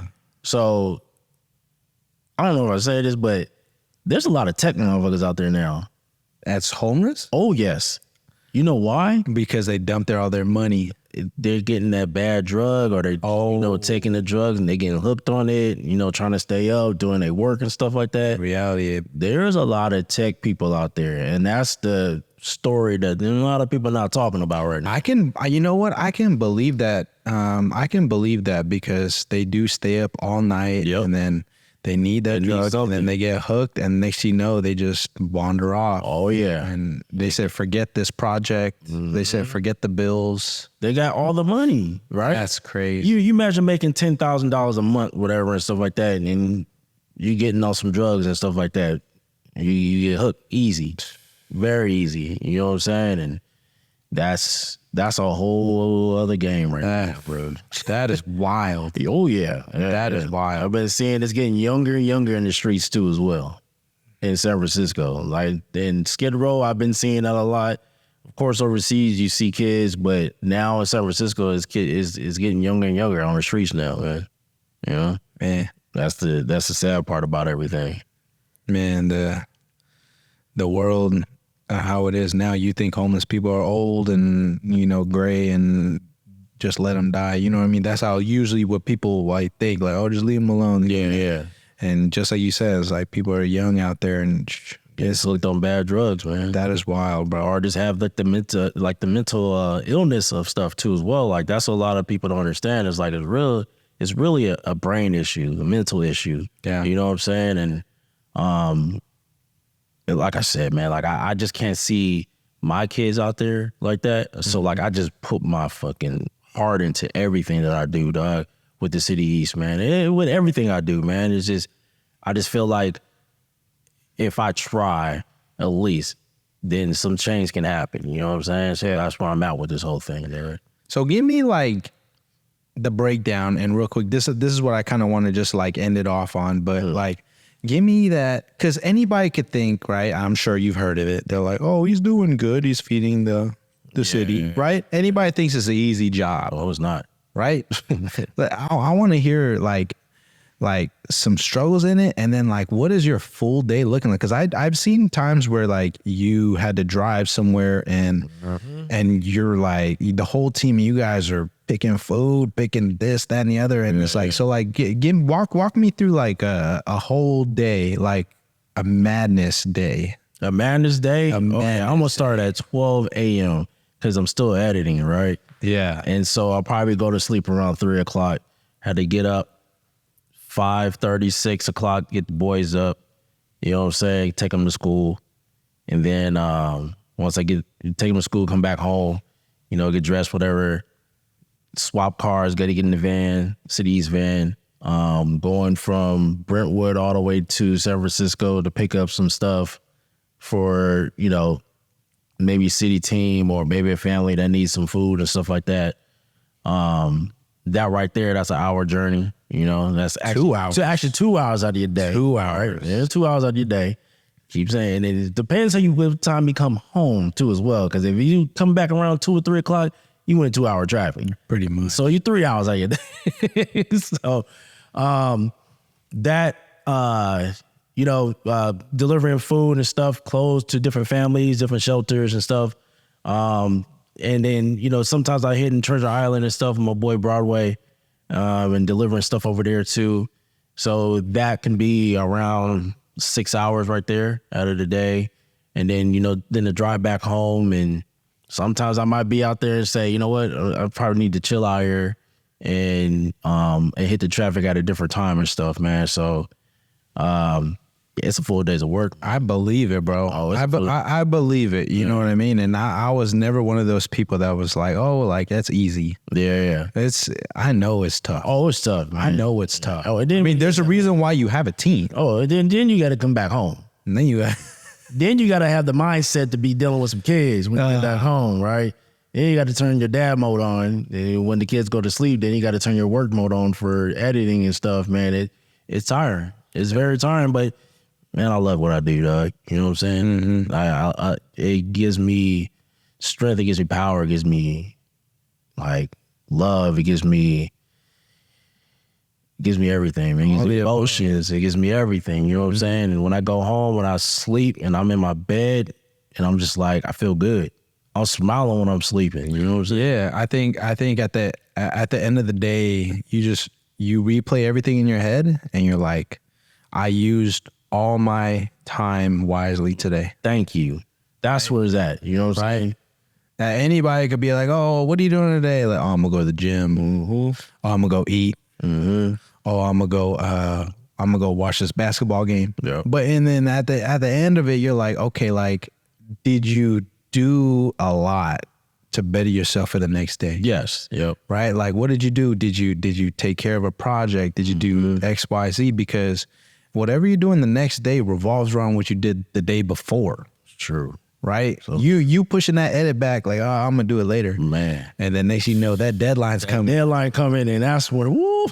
That's when you're just like, man, I ain't gonna lie, I never failed, but man, deadlines, when it comes, man, I'm just like, all right. And there's gonna be some times that you're gonna be sitting there like, all right, I can do this edit. It's easy. I can do it, blah, blah, blah, and stuff like that. And you're pushing it. But yeah, when that deadline come around, man, you just cannot miss, man. Haven't missed. Hey, haven't missed. I'm still waiting on my video. It's been 3 years. It's not my calendar. If it ain't on my calendar, I don't know what you're talking about. He said, man, I ain't doing nothing for free. That's why. I don't know what you're talking about. Hey, so let's get to this good topic real quick, man, bro. Here we go. Real quick. I know it's 8:30. Let's give it like 15 more minutes to just say how we feel real quick. Oh man. But let's get into the some topics real quick. I mean, I feel like we topped some off, to be honest. We really did. But let's go into the one that you brought up, the AI takeover. The AI takeover. And like, for me, I feel like I'm still at edge with my job. I mean, how? And they're always saying that, oh, like robots gonna take. But they will, though. You know that for a fact. Right. And for my field too as well. AI right now is doing the editing part, which is the hard, like what we talk about. You sent me that. Yes, somebody sent me that video. Yeah. So, because I told them, I want to do a podcast, and then they forwarded me a video. I was like, oh, you download this, and then it chops it up for you. Yeah. So the editing part is pretty much taken care of now. I don't think it's gonna. Well, the way I look at it, right, the more we upload on Instagram and all the platforms and stuff like that, the AI is learning your style. Now, they probably have a file that says Kieem Baker, and this is his style of how to edit club stuff or how to edit his way and stuff like that, or a hype promo video and stuff like that. They probably already have that already. You know what I'm saying? Like, and they just chopping that up and putting it into the AI and saying, hey, learn that, and it gets put out. Now, does the AI know how to film? Not yet, but it might happen. There's a reason why Elon Musk is trying to stop this whole thing right now. There's a reason why some people are just like, nah, the AI is going to learn way too quickly, and it's going to learn a lot faster than what we're learning and stuff, right? And for photography, it's kind of over. If you really look at photography right now, if you go for the editing though, right? Bruh. Not taking the photo, but the editing part, right? The editing part in the AI is for photos is a wrap. My boy Billy is working on a couple projects right now, and he took a regular picture and he typed it in and said, hey, make a cyborg ass like background with the photography and all the color it this way. In seconds is doing that. That's why. You know what I'm saying? It's like, I don't know, it's a scary place, man. I don't know. It is a scary place. Man. What do you think about robots for fast food though? Robots for fast food? Yeah. I ain't trusting nobody with my food. But a robot? No robot. Damn. For real? No robot. I just seen somebody, I mean, I've seen it working at Burger King too as well, man. I ain't gonna name no names, but I've seen people drop food and serve it to people and stuff like that because they were rude as shit. But if you have a robot that's working the fast food, they're not gonna have no mindset to be like, let me just drop this food and give it. But what is the percentage of something actually happening? Like, say the robot's doing something and something accidentally drop in it. Well, you're not gonna pick it up. You know what I'm saying? Like, say like it's the burger, right? And then like say like a piece of metal or something, just like yeah. Like there's no third eye to watch and be like, oh shoot. Yeah. Well, I'm pretty sure they'll have a third eye. You know what I'm saying? Like as a human. Yeah. So that's one job rather than paying five people. Yep. No, I get that. You know what I'm saying? All right, I trust somebody with my food. Yeah, because I've seen the fast food, you know, the chef thing, making burgers and stuff like that. Where is this thing gonna go, man? I don't know, dog. You know what I'm saying? All I could think about right now is that movie I Am Legend, bro. Yeah. My man Will was telling us something. He was telling us a lot of stuff. Hey, I Am Robot and I Am Legend. Pandemic. Yeah. You know what I'm saying? Bro. Yeah, but for the AI stuff, man, I kind of encourage it to, you know, try it out and stuff like that, man. But I don't know, man. It's gonna look scary. It is a couple of years, dog. You know what I'm saying? Yeah. You know, well, Siri's like an AI. Yeah. But there'll be times where I'm trying to type something and man, like Siri ain't. Oh, but they listen. Back. But they're listening though. Oh, they listening. They're listening. Because you can say, hey, I need to get some like Victoria's Secret. And next thing you know, you scrolling through Instagram and boom. What the hell? Victoria's Secret. You ain't lying about that. That's the part, man. You know what I'm saying? They listening. They are listening. Yeah, they just. So is it the government listening or the AI listening? Both, man. I gotta cut that out. Yeah, because they're gonna listen to that. We don't in this. Hey, hold on, baby, hold on. It's a scary world, man. I'm telling you, man. Oh man, bro, that's a lot to think about, man. Yeah. That is a lot to think about. I feel like I'm still pretty safe on the haircuts though. Would you trust a robot to cut your hair? Hell no. Hell no. You see what I'm saying? Nah, you know what I'm saying? And that's all, like, if for clients too as well. Would you trust an AI to film something that I filmed, or would you trust an AI to edit something that I edit or that I filmed and that this person is editing, not knowing what is on the footage? Because if I film something that's 5 minutes, you gotta scum to, like, for us, we know where that exact point of there was a point there that this person made and it was really good, I need to put it in this footage and stuff like that. They ain't gonna know that. That's true. You know what I'm saying? So I feel like we kind of, you know, safe and stuff, but you just, like I said, man, they got that box that says Kieem and his film style. This is where it's at. You know what I'm saying? Believe it. They saying just cutting style. Yep. That's where he's at. Yep. I believe it. Get him. Get him. We coming for your ass, Just. That's, man. I'll file for unemployment during that time. I honestly, bro, if robots are being around, I really look at the world like this, man. If robots going to be around, they're going to be taking care of our jobs, or not taking care of our jobs, but taking our jobs. I feel like the world would be a little bit different where we're not paying for so much stuff. We probably won't be working. What is a job? That's true. You know what I'm saying? That's true. What is taxes? What is this? What is that? We complain about, half of us complain about working, half of us complain about paying taxes, half of us complain about different things. I feel like a job is not going to be anything anymore. You know what I'm saying? And we just living life on this earth. I would love that. Thank you, right? I would love that. That's what I was talking about. I was like, hey, the AI thing is cool, whatever, and stuff like that, but they're going to have to figure out, okay, you guys are working for free. Robots are going to be working for free, right? Mm-hmm. So they ain't got to pay them shit. So what are we going to be doing? Yeah. Nothing. Nah, everybody's saving money at the end. Yeah, you know what I'm saying? Damn, that's the way I look at things, man. no, I could see that now. But 20 years later, though, Yeah. 30. You know, well, if you think about everything within the last 10 years, bro, it's changed a lot. Oh, yeah. So I think 10 years span, something's Something's going to happen in 10 years. Definitely. something's happening for sure. Oh, yeah. For sure. Yep. Tall tees coming back. Some Jabos. They already coming back. Some Jabos. Some of them never left. Some of them never left. Oh, man. That's some Jabos, man. Some Dadas. Dadas and some Jinkos. If I see Jinko pants, I should slap the shit out of you. They try to come back, too. Oh, man. Oh, damn, bro. Some Dadas. All right. So, damn.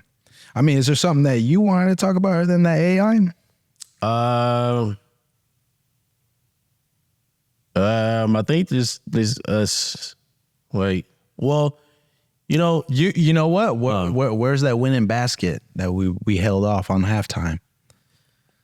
I was just talking about, partnership. Okay. You know Okay, we can get into we can end it off in that one. Yeah, we can end it off in that yeah, one. I like that one. I like that one. I think that if you're gonna be in this game, you gotta have the right partner, man. You know what I'm saying? Not even in this game, just in life. You gotta have the right partner with you, man, and somebody that supports you and stuff like that, man. And I think that's what a lot of, can I just say men? You can say whatever you want, man. I think that's what a lot of men. No, you could say they, or don't start with them. You didn't even want to lean in. Oh, this might get flagged. So this might get flagged for real, man. Go ahead. Go ahead. No, I feel like, in this game, I don't want to say game, bro. I think just in general, bro, like if you're gonna be doing what you're doing, or doing what we're doing right now, right? We gotta have that support. I wanted to talk about this subject because it's very important, because of course, I see a lot of my guys are getting married, and they're, which is a whole different topic for right now, but we ain't gonna talk about that right now. Getting their relationships and stuff, and I have guys call me and like, man, this girl, you know what I'm saying? And it's like, is that something that you want to have for the rest of your life? You know what I'm saying?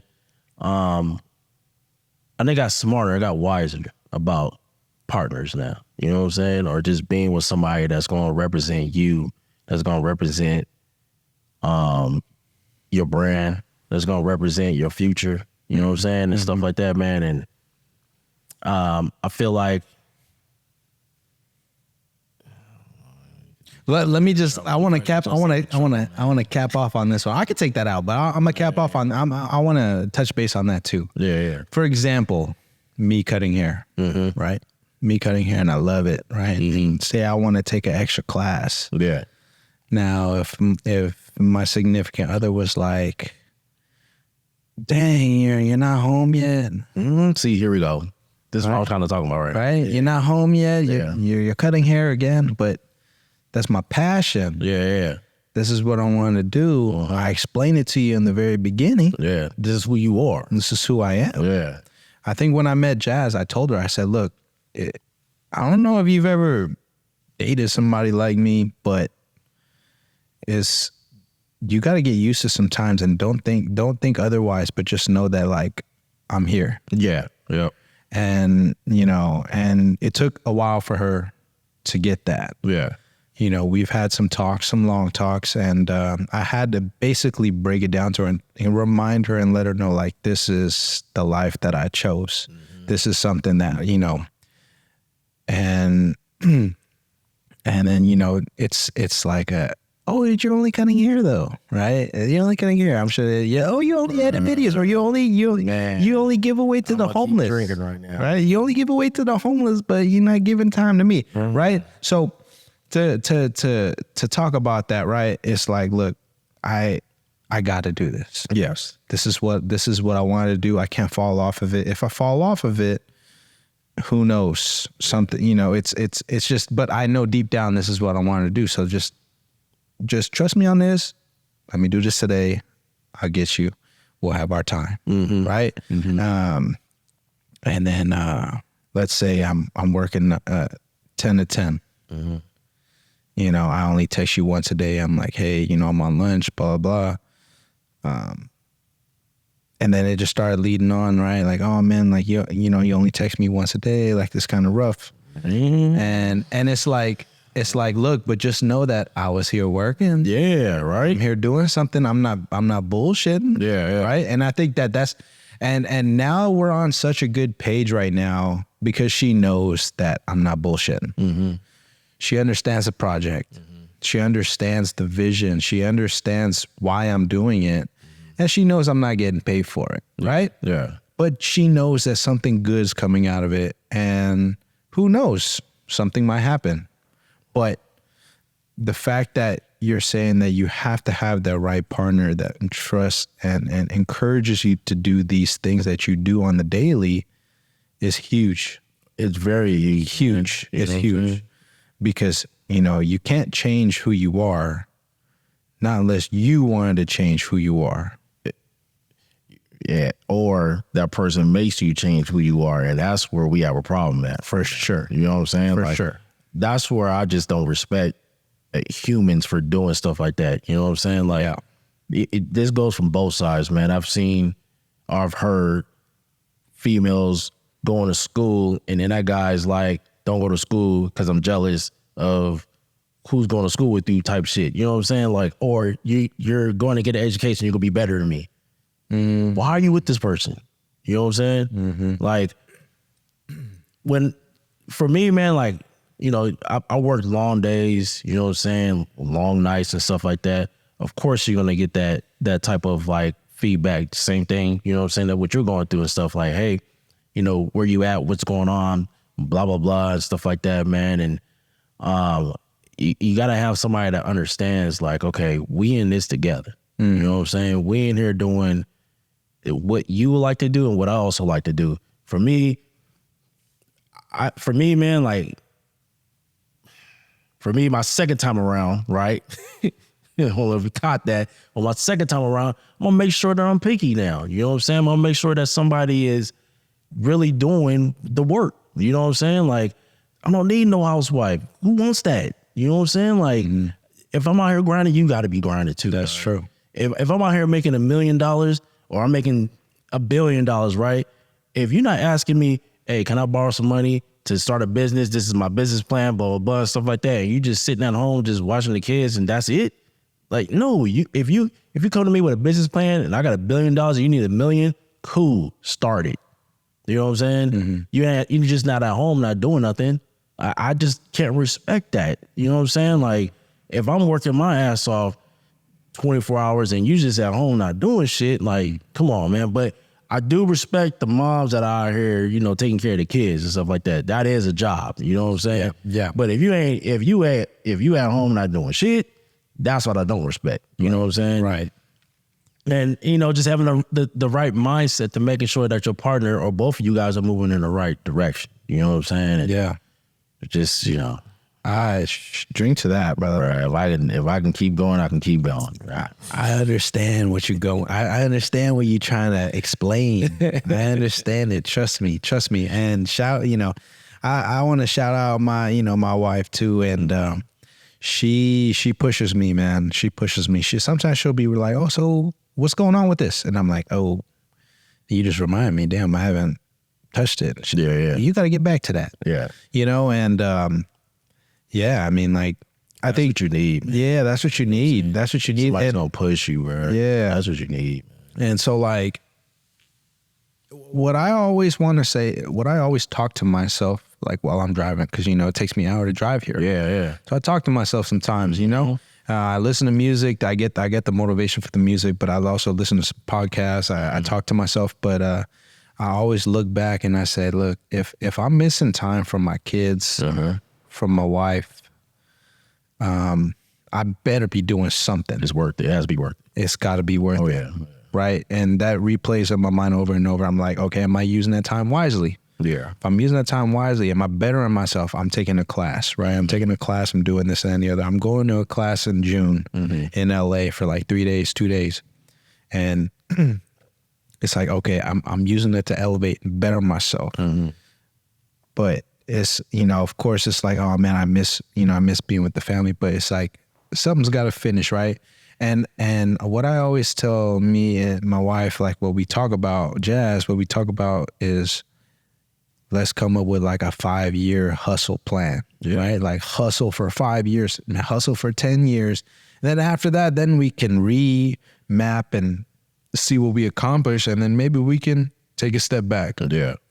But you kind of be on that grind mode. Grind mode. So for her to be working, watching the kids, and she's gonna be doing this esthetician thing. I'm like, man, like she's putting me on my toes. I gotta do something too.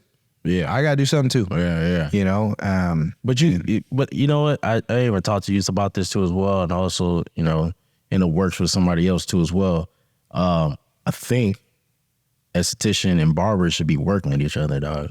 I've been saying this for a year or so, man. I'm like, when I go to a barbershop, we talk about facials. You know what I'm saying? Like guys prepping their stuff, getting their stuff prepped up.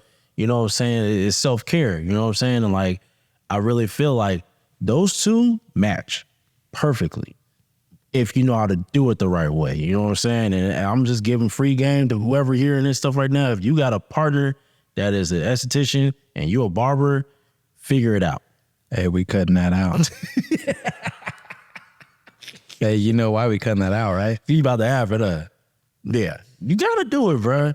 You gotta do it, man. Yes, sir. You know what I'm saying? You got. Well, because how many times have I done the Empire Experience and facial, right? And I'm massaging the guy's face, and the guy's eyes is wide open, looking at me, and I'm like, bro, don't trip. Yeah. Don't trip. Like, relax. Close your eyes. And you could tell it's like, I don't want to be touched by a man.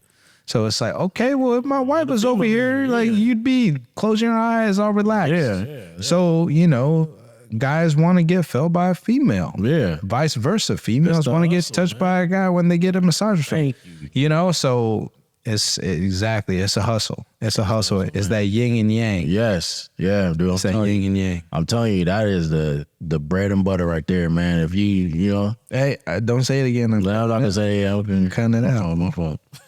Cutting it out. Yeah, bro, but I spoke to, Yeah.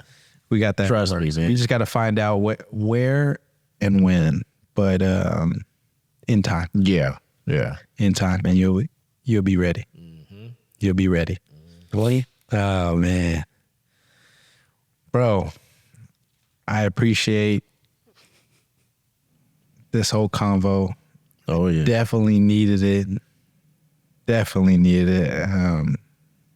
Crazy how this whole life just roamed around, because as I was coming with your outline, man, I'm like trying to feel it out. Like, what do I really know about this guy? You know what I'm saying? And there was just everything there. And I'm like, bro, like crazy how you connected the dots. And like, I really, really understood everything. And I'm so surprised that your dad was a barber. And this whole time I was cutting him and I was like, damn. Oh, he used to be the man with he was cutting everybody hair, man. Then when I moved him in with me and I was like, man, I need to get a haircut. He's like, I'll cut your hair. And that was the last time I got it. Yo, he had me looking like Bootsy Ootsy. Oh, shit. Oh, shit. So I was like, yeah, it's done, dog. You know what I'm saying? And that's when he started going to you and stuff like that, man. And I was like, yeah, it's all right, man. That's funny. That's so funny, man. I think we connected through Jazz, huh? Mm-hmm. I was like, that's the guy that was at the club filming, man. Yeah. I seen you a couple of times and stuff over there too. Yeah, hopefully he didn't catch me on camera. I was kidding. Hollering at Jazz or something. That's so funny, though. It's like me and Jazz, we met through Empire Room. Really? Yes. You didn't know that? I didn't know that.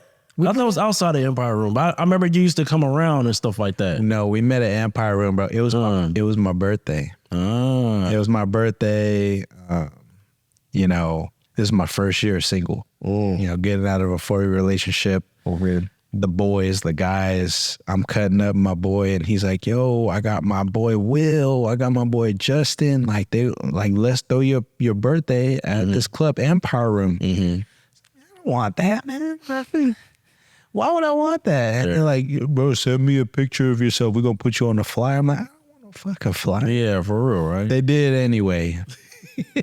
They asses did it anyway, man. And so, like, I swear to you, bro, like, everybody in the shop that was coming in and getting a haircut, like, you know, that's the question. What are y'all doing this weekend? Yeah. So we had like 9 barbers in the shop, and every client was asking each person, what are y'all doing this weekend? They're like, oh, we're going to Justin's birthday. Oh, man. So they're telling every client, like, bro, hit us up. We're going to be out there. Oh, man. Bro, we only reserved one table.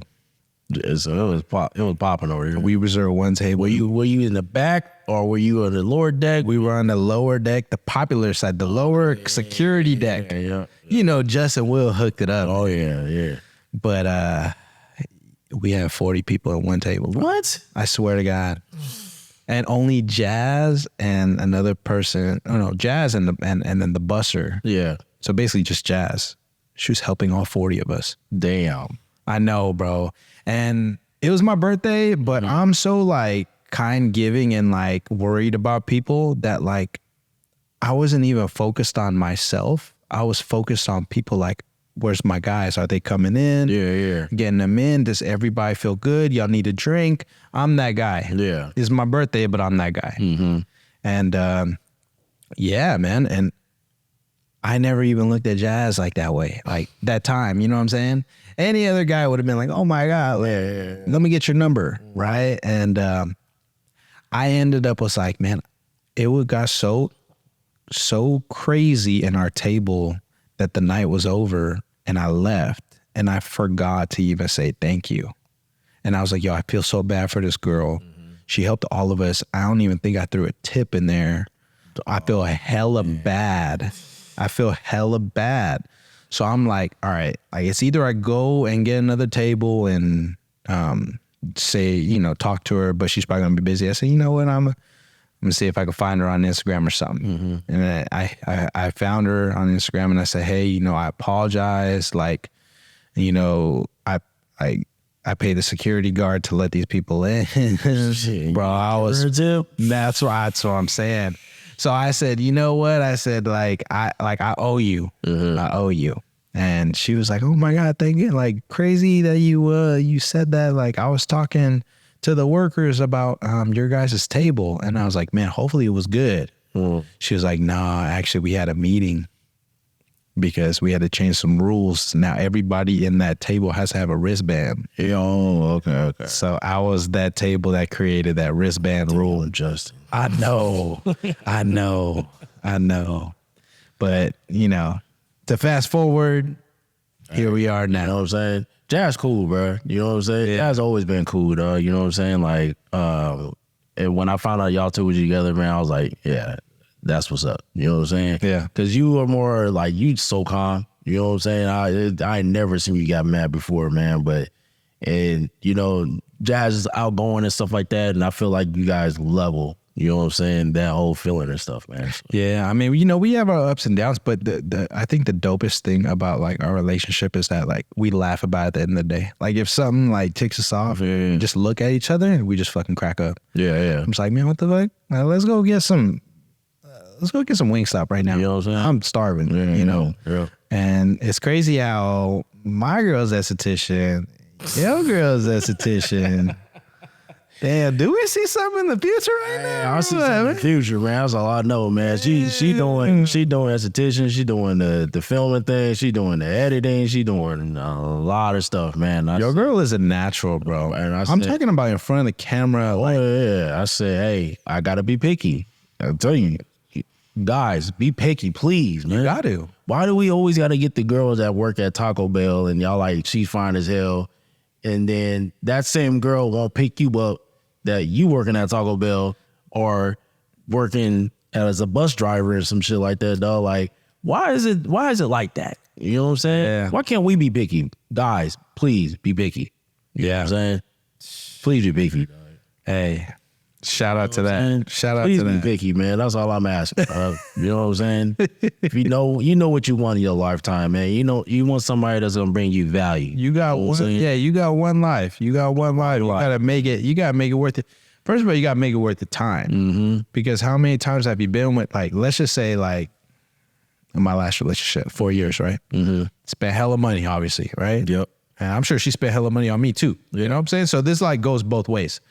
At the end of that, how many times have I turned down good friends to go this and that? How many times have I missed just all these events? And then at the end of that, you're like, damn, I wasted all that time and money.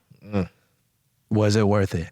Yeah. Right? Right. Was it worth it? And you know, it's like, you got to be picky, man. You got to know your value. You got to look at their values. You got to make sure their values match yours. For real, man. And that's what it comes down to. That's what that's my main message to a lot of, if we're talking about relationship wise, like I feel like a lot of guys, like we just so relaxed on like, oh, a girl is beautiful and that's it. You know what I'm saying? Like, why are we just looking at just the beauty? You know what I'm saying? Like, why are we not looking at the brains? Why are we not looking at the future? Why are we not looking for something that's, I don't even care if you a little thick, whatever, and stuff like that. If you a doctor, shit. You cool with my kids? Come on, dog. Come on, man. You know what I'm saying? Like, Goals, man. You got to see the goals. Yeah. You got to see the goals, man. Not the debt, the goals. like, why would you want the debt? There's a reason for that debt. There's a choice in that debt. Damn. Yeah. Brother, we on 2 hours? we need another episode. We going on 2 hours, right? We going on 2 hours. Yeah, I don't know if it's still recording. Is it recording? It's still recording. Bro. Dang, you lucky, man. I thought it was shut off already. I mean, if it was going to shut off, no, you know what? There was one episode that went on at 3 hours. Really? Yeah, me and my boy got carried away, but it was cool. Yeah, and we damn near killed like half of that You bomb. chopped that up? You chopped that up one up, or you didn't chop it up? It's in the folder right now. I'm waiting for AI. Hey, I'm waiting for AI this whole time. I've been waiting for AI. Oh, man. You said 4 minutes? Oh, I'm there. I'm waiting for AI. Yeah, they chopped it up in 4 minutes. A 3-hour interview, 4 minutes. Oh, man. Crazy, man. This, man, oh, man. Hey, one more last thing. Yeah. Well, I was working at, oh, you can chop it in. Of course we can chop it in. When I was working at AT&T, man, I was like, we was all like, you know, making good money and stuff like that. And I wound up buying my first like luxury car, BMW, whatever and stuff, right? At the time we had 2 of them, you know what I'm saying? And I come to work. You bought 2 of them? Yeah, I just pictured paid in full right now. It was I love the money. dumb. It was Love the hustle. that was my dumb move. And that's, like I said, you gotta have the right partner because you make dumb moves when you're doing whatever. But yeah, man. So I go to work bragging. This is when I was at my fucking dumb stage and stuff like that, man. And I'm bragging. I'm like, oh, I got a BMW, I'm buying stuff. And I was dealing with this one customer, man, and an old school Asian dude, man. He comes up in there and he was like, oh, cool, you got a BMW? All right, cool. And he was like, we chopping it up and stuff, man. And he was like, I got a Honda Accord and stuff like that. And it's 1988 Honda Accord, bro, right? And he was like, hey, come on, maybe outside real quick. And I was like, all right, whatever. I normally, if a customer tells me, hey, you know, we chop it up and stuff like that, good customer service and stuff. Man, I go outside. He was like, I'm a millionaire. You know that, right? I was like, yeah, right. You're a millionaire. And I'm talking about this guy dressed down. I'm talking about he got on some like he got on some like crazy ass like dirty shoes, whatever, and stuff like that. So I wasn't believing him. And so like he was like, check my account right now. He opens up his account. This fool was like 40-something million in his account, whatever, right? And he's logging in his account. Like, he's not no screenshot. He's like, I'm logging into my account. You know what I'm saying? And you were checking it out. And like, he was like, man, you don't need these luxury things, man. You know what I'm saying? Like, that doesn't make you as a person. You know what I'm saying? Like, you can sit around and wear sweats and dress down. You don't need the Gucci. You don't need to show the Gucci belt. You don't need to do all this Louis Vuitton and all this stuff like that, man, because that doesn't make you as a person. You know what I'm saying? Like, the only thing that makes you look like is a clown. Right? And I remember back in the day when he said that too, man, I was hustling, get my money and stuff like that, man, and I wound up going to a store. And I told him this too as well. I wound up going to the store and I bought like platinum FUBU, and that was higher than a FUBU or whatever, right? And so I bought some platinum FUBU. It had the Fat Albert on there. It was knitted. I'm in there like, oh, yeah. And when he said you look like a clown, I said, damn, I was looking like a clown back in the day. You know what I'm saying? Just like dressing in this gear and just like don't have a house in my name. I don't have nothing invested. Don't have no Bitcoin, no nothing or whatever stuff was back in the day. And that made me realize like, and it really shaped me to where I'm at right now, man, to really just like look at things and save my money. Don't fall into this trap of just like, oh, you got to dress this way. You got to buy this type of gear. You got to have this purse. You got to do this. You got to do that. Like, it really just made me, it really humbled myself, man, because even if you look at Bill Gates, same thing. He don't dress like how we dress, and he got a lot of money. Yeah, so you know true. What I'm saying? That's so true. That's why I really wanted to talk about that, man. It's like a lot of people look at, even I'm gonna say like a couple months back too as well, man. I have a Honda Civic. You know what I'm saying? Like, that's me. I have a Honda Civic, 2018 Honda Civic. I ain't even tripping, dog. You know what I'm saying? You know what I drive? You know what I'm saying? I drive a Toyota Prius. And let me tell you, man, like, I went to a shoot and there was some kids that were there and they were like, the first thing they asked me, what you driving? I'm like, I drive a Honda Civic. He's like, oh, you ain't making no money in this video thing. You ain't making no money. I'm like, bruh, I wanted to say something, but I was like, you know what? Nah, it's cool. You gonna learn. You gonna learn. A lot of people learn that, you know what I'm saying? Even like females too, dog. Like, they're just like, oh, you drive a Honda Civic, none of that. Like, and like, to me, I don't brag about it, dog. You know what I'm saying? Like, I don't brag about what I do. Until like somebody asks me. The greatest feeling of like a lot of stuff that I go through right now, the greatest feeling is when I go to a party or I go to a family member's house or I go to some odd person's house and stuff like that, and that person is bragging about what they do, and then they come to me and they're just like, oh, so what do you do? Oh, I do this and that. What? I thought you were just like a McDonald's worker or something. Like, nah, bro, I do this and I do that. I work with this person, work with 50 Cent, I work with that, did this and all that other stuff like that. And they're just like, nah. And I'm like, here it is right here. You know what I'm saying? And it just like the whole room is like, do you know that person he worked for 50 Cent before? You know, he did video for such and such and stuff, man. And so I just want to put that message out there. Of course. However you gonna chop this up, man, I just really want to put that message out there because a lot of people think that you have to buy a certain car to be a certain person. You have to buy the certain clothes, the brand. You know what I'm saying? Yeah. To get that respect, and you don't have to do that to you don't have to buy those certain things. You don't have to look a certain way to get that respect. The only way you're gonna get that respect, man, if you do the work. That's it. That is it. That is it. The work. That is it. And I got to say this because you were talking about that. You know, I would always, when I was working my retail job, I would always try to buy the freshest everything. Mm-hmm.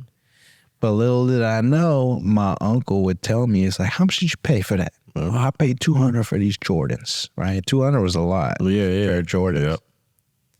He's like, oh yeah, or not even a pair of Jordans. Let's just say a shirt, right? A shirt, and I really wanted that shirt, and I was like, yeah, I paid $50 for this shirt, mm-hmm. And then obviously it comes with 60 something with tax. It's like, okay. He's like, just letting you know, that shirt's gonna go on sale in the next couple months. I guarantee you. Right. My ass was like, hell no, it's not. Man, I go back to the same store. There's a sale rack. $30. I seen my shirt, man, 15. And like that message to me stuck out. I'm like, man, like, why are you such in a rush to buy these things? It's gonna go on sale. Yeah. If you really wanted it, wait, it'll go on sale. Mm-hmm. If you don't want it, I mean, if like, I don't know how to say it, but like, don't buy something that you can't afford. You can't afford. That's the main thing. And if you get it for sale for fucking $15, then hey, you came up with a steal. Yeah. Nobody knows the story. You're wearing a good brand. You're like, cool, that's solid. But like to the top stuff for like the thousands of dollars and all that, and showing off, you know, your chains and you don't have the showing the grill or showing all that stuff, and then it's time to pay for dinner. And then that bill comes in, and then he's like, oh, how much was the bill? Mm-hmm. And it's like, oh, yours is $17.99. And this man gives me $18. I'm like, hold on, man. There's tip there. Mm-hmm. There's service fee. Come on, man. Yeah. It's always the ones that got the flash, the most expensivest fit. You know what I'm saying? Right? So I'm telling you, man, like the people that is always the flashiest is always the fakest, man. I ain't gonna lie, dog. And to me, man, if you got the money, cool. If you a Jay and Beyonce, cool. You can spend whatever you want to, dog. You know what I'm saying? Because y'all worked that hard to get that money. Y'all built that empire. Y'all gotta do that, right? But if you're trying to keep up on their level and you're trying to dress the way they are, and your money ain't worth where Jay and Beyonce is, yeah, you just putting yourself more in debt. I don't respect you, dog. For sure. You know what I'm saying? For sure. You ain't getting no respect from me, man. I'm just I honestly, I teach my kids this all the time, and I want to put that message out there, dog, because it's just like, I really need the youth to understand that, dog. You know what I'm saying? Like, y'all don't have to wear this fucking Louis Vuitton and this Gucci and all that stuff like that, man, if y'all ain't got the money for it. Mm-hmm. You ain't got to look a certain way and stuff like that. Only way a person gonna respect you, man, is when they see your grind. You know what I'm saying? Mm-hmm. They see you grinding, they see you doing your thing and stuff like that, and you made it from where you were before to now. That's what people are gonna respect. You know what I'm saying? They're gonna respect you being humble. They're gonna respect you being a real person. You know what I'm saying? Not some fake ass person that's out here that's trying to fit in with everybody else, dog. They're gonna respect what you're doing, and they're gonna respect your grind, dog. And that's where you get to respect that. Amen to that. Mm-hmm. Amen to that, bro. Amen to that. And for an example for myself, you know, there was a lot of people, I don't want to say any names, you know, some close people. Mm-hmm. I've always been the black sheep. Yeah. In the fam, you know what I mean? My parents were divorced. Sure. Everybody else's parents were together. You know, I didn't have any brothers. I was terrible at school. Yeah. Terrible at school. I was good in sports. Mm-hmm. Terrible in school. So they knew me as the bad grades kid. And you always bragging, oh, such and such has got accepted, or they going to school, this and that. And I didn't know what I was going to do with my life, man. Yeah. And I said, I love art. I need to express something through it. And I said, you know what? I'm going to take a shot at this hair thing. Yeah. And man, I'm like, look, I'm going to take this to the fullest. And I think that's what brings it from here to here. Like, anybody could be a photographer and a videographer, but your work, if you want to critique your work, you want to improve your work, you want to just keep it from here to here. That's the difference of you saying, like, you being proud of being an entrepreneur, a video and a photography person. Because anybody could ask you, oh, what do you do? Oh, I'm a photographer. Oh, that's a cool hobby. Yeah. Right? Oh, you cut hair? That's a great hobby. Bro, that's cool. Man. Right? But then it's like, hold on, you didn't see the work I put in now. Right. You didn't see the work I put in. Judging you. That's the thing, is that they judging you because you saying that you're just a barber. How do you feel about that, right? How do you feel when you come up to a conversation of like family and they're just like, oh, I'm just a barber, and they're just like, okay. That's the biggest. I think I use that. I use everything as fuel. Yeah. And yes, when somebody tells you like that's cute, yeah, but they're not saying that's cute, but they're saying, oh, they're saying that's cute. Yep. It's like, okay, I got you, man. I'm locked in. I'll remember that forever. I will remember that forever. And you're gonna be that person to be like, wow, like, you go, it's like, oh, that's cool. That's great. Yeah. Keep doing what you're doing. And then, now I get that question, right? And then I think that when I knew that I was going to do this as a career was when clients really asked me and was like, how long have you been doing this for? I've been doing this for like 4 years now. She's like, wow, like, you're really good at it. Like, when did you start? And then I'm like, wow, like, I'm really touching somebody. Like, they're really interested in my life right now.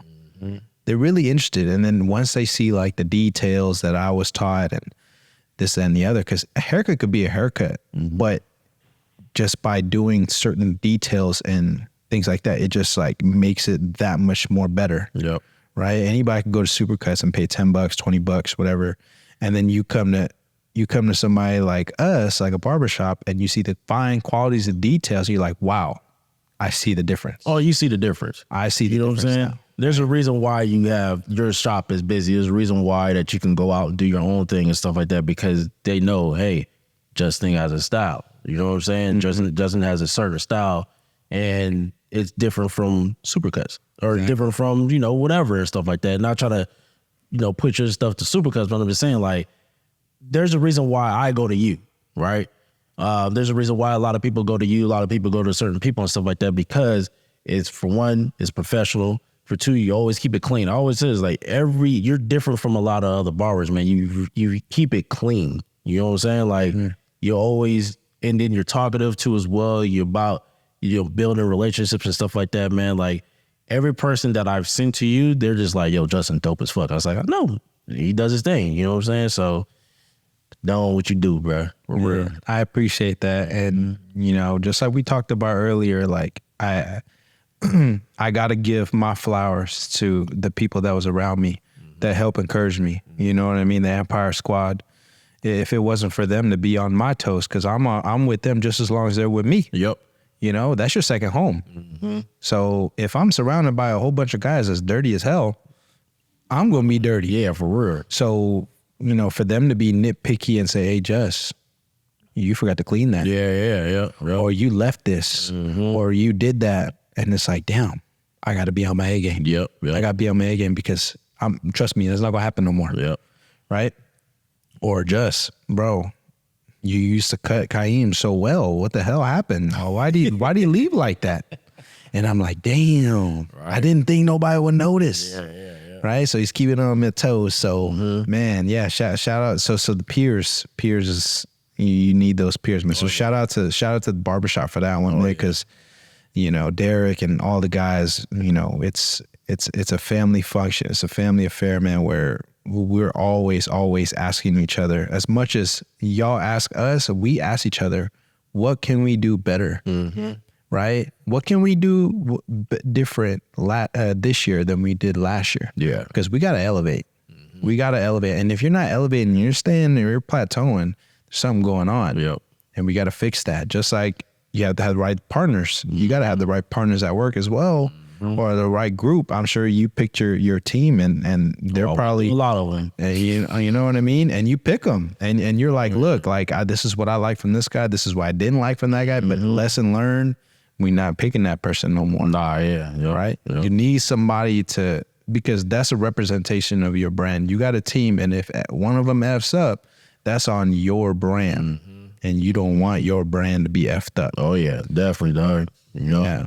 you definitely is it. Like we talked about, you gotta surround your surroundings with people that are gonna be about your brand and about yourself and about the group, man. You know what I'm saying? Like, why is LeBron James friends out here building empires and stuff like that? Why can't I have a group of friends like that? For real. How come I can't be picky about a group of friends like that? We all got to be doing something, man. Yeah. I think that's a dope story, dog.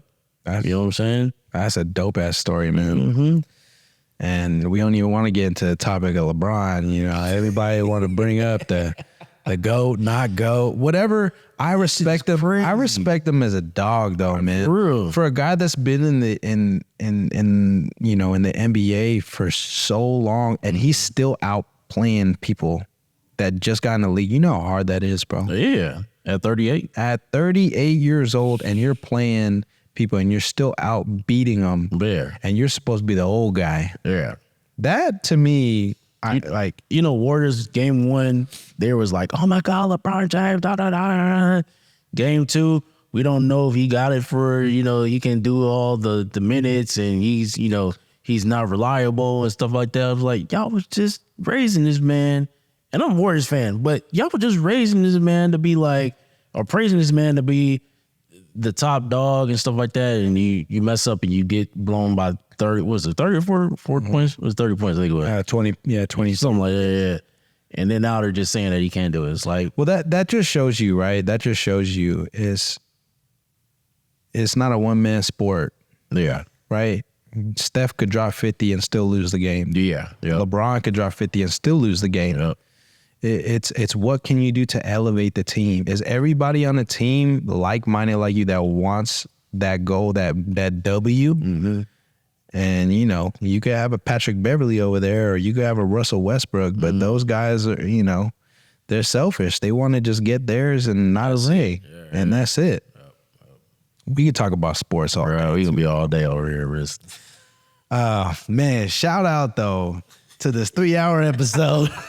God, this It'll be edited into like 6 months. Well, I'm going to pass you the film, bro. You need to help me on this one. Kieem, you need to help me on this one, bro. I'll help you. I ain't sure. Yeah. Well, anyways, I got this man some shoes that I was supposed to give him 3 hours ago, but it's all right. It's all right. Shoes, hey, man. better late than never, baby. What are these shoes again? Hold on. Let's speak it to the mic, though. Let's speak it to them. So I had to put in a request from my boy Ryan. Atlas built a shoe with Adidas. We started over. This is from my guy Ryan. His little drink. Hey, that's that Johnny Walker, right? I love it. So yeah, community first from Atlas. Atlas built a shoe with Adidas. It's a dope shoe. Love it. Here, let me put this drink down real quick. Let me. You want me to pull? No, this sold this. I'll leave. I just bring the shoes. Oh, there it is. Oh. So, the shoe. Ooh. Ooh. So the shoe has Atlas on it. I don't like it. We did a nice little commercial for it and stuff, man. And the major part I like about that, man, was like that. I love that right there. But Gum bottoms, bro. Man, I love it. But Ryan and Atlas, man, they've been riding with me, man, with the TheCityEats stuff, man, for a long time, and he really changed the whole narrative of just like doing things in San Francisco to doing things in the world. You know what I'm saying? Like he put me on game with a lot of stuff, man. Helped me with a lot of things, man, and even helped me get the van that we have right now too, as well. Yeah, I love that band, man. You know what I'm saying? And yeah, man. Like I asked, I said, yo, if there's one person I gotta get his shoes to, man, I gotta get it to my boy Justin. He's been doing a lot of things with the community too, as well, man. And so, yeah, man, these shoes for you. It's yours, man. You know what I'm saying? I appreciate it, bro. This is crazy. I was like, damn, if I don't get these shoes, I ain't tripping. Yeah, he was on my ass about it. I was on him a little bit, man. I was peeping, man, but damn. Yeah, man. Oh, brother. Yeah. Hope you enjoy it. You know what I'm saying? Like, it means a lot, man. I think that Alice and the way they doing things, man, is really good, dog. You know what I'm saying? Really, Yeah. really good. Does Atlas have a thing with Larry June too? No, I don't think so. Oh, okay. I wouldn't doubt if it happens soon. Yeah. That man's been landing so many stuff right now. He's in New York doing some big things right now. Man, this man had an album with Big Sean and all them too, bro. Doing big things, man. For the Bay, bro. Yeah, for the Bay. Yep. Look, bro. This means a lot. Like, this is a bonus. Oh, yeah. Like, just for you being here, sharing stories, talking. You know, we talk during the haircuts, man, but I really, really sit down and talk without the clippers in my hands. Feels great. I love it, man. Honestly, bro, like this is therapeutic, man. This is therapeutic. Like, I love the fact of just like just talking with you. You know what I'm saying? And I told my boy Kevin too as well, man. I said, man, we talk on the phone all the time. We talk about relationships. We talk about a lot of stuff, man. And I said, man, you need to build one down in LA, man. Like at least just talk about stuff, man, because he has a lot of stuff and I have a lot of stuff that's in my mind, it's on my heart and stuff, man. And we don't have no outlet, you know what I'm saying? And I feel like if we take the time and just really just put our feelings out there, man, you just never know who you, I can't even say the word right now. That's that Johnny Walker. That's that Johnny Walker. Who you inspiring and stuff, man. I don't know why I missed that word, but yeah, this drink is hitting me right now. Who you're inspiring and stuff like that, man. So you can probably cut that part in right there. Yeah. Who you're inspiring and stuff, man. And I just feel like, you know, like a lot of guys, they going through a lot of stuff, man. And I hear it, dog. You know what I'm saying? Like, I wish we could talk more, man, but there's a lot of guys that are really going through a lot of stuff, man. You know what I'm saying? Like, females got it really easy out here, you know what I'm saying? And I'm not saying it's that easy, but y'all got it where you know, you can get back on your feet easy. But these guys out here, man, they really holding their feelings back. You know what I'm saying? It's because nobody wants to be looked upon like they're that sensitive, weak person, Bruh. the masculine type, right? And there's nothing wrong with that. You know what I'm saying? Like, there's been times, man, I'll drive from home and go to San Francisco, man, and I'm crying in the car for no goddamn reason. You know what I'm saying? But it felt good though. And it feels good to just like let that out, because do I let that out in front of my folks? Nope. Do I let that out in front of my females or my kids and stuff like that? Dog. Yeah. I don't do that. You know what I'm saying? But just having that outlet of just like, but why having an outlet is cool, but why do we have to be in a space where nobody don't see us crying to really feel those feelings and stuff like that, man? It just, like I said, I wish we can talk more about it, but I know you gotta go, dog. Nah, you're good. You're good. We be talking all night, dog. I totally get where you're going with this, man. And I think that's one of the reasons why, like, I needed to do this. Yeah. And I didn't really know how I would feel about it until after like my real deep conversation. And it was like, wow, like I didn't know that this person was going through that. Right? Yeah. Like my last episode, I'm gonna cut this off. But my last episode, my boy was talking about to the point where he was depressed. And he got to the point where after the episode, he was like, brother, like, whatever we talked about, like I felt good to let out, Yeah. but if you could just not put that out. Yeah. And I was like, I got you, bro. But how do you feel? And he was like, bro, I feel really great. Like I'm. But why we gotta hide that? Why we have to hide that? Why can't we talk? Why can't we, us as men put that out there and just talk about that feeling? That's you know true. what I'm saying? That's true. I feel like you get a lot more respect that you overcame that. Yeah. Right.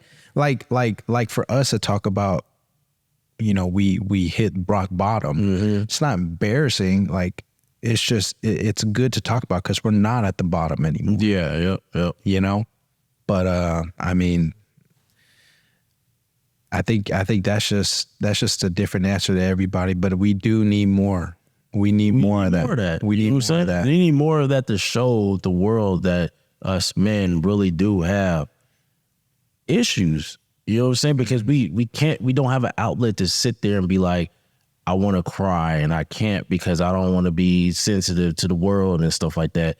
That shouldn't be the case. You know what I'm saying? Like I'm in the era where I've been raised off of Snoop Dogg and all that stuff like that. You know, that's that era. You just can't show no goddamn emotions. You know what I'm saying? And if you did, then you a punk. You know what I'm saying? But to hold all that stuff in, that can be a reason why you have these killings going on. That can be a reason why you have girls getting beat up because they holding that emotion in. You know what I'm saying?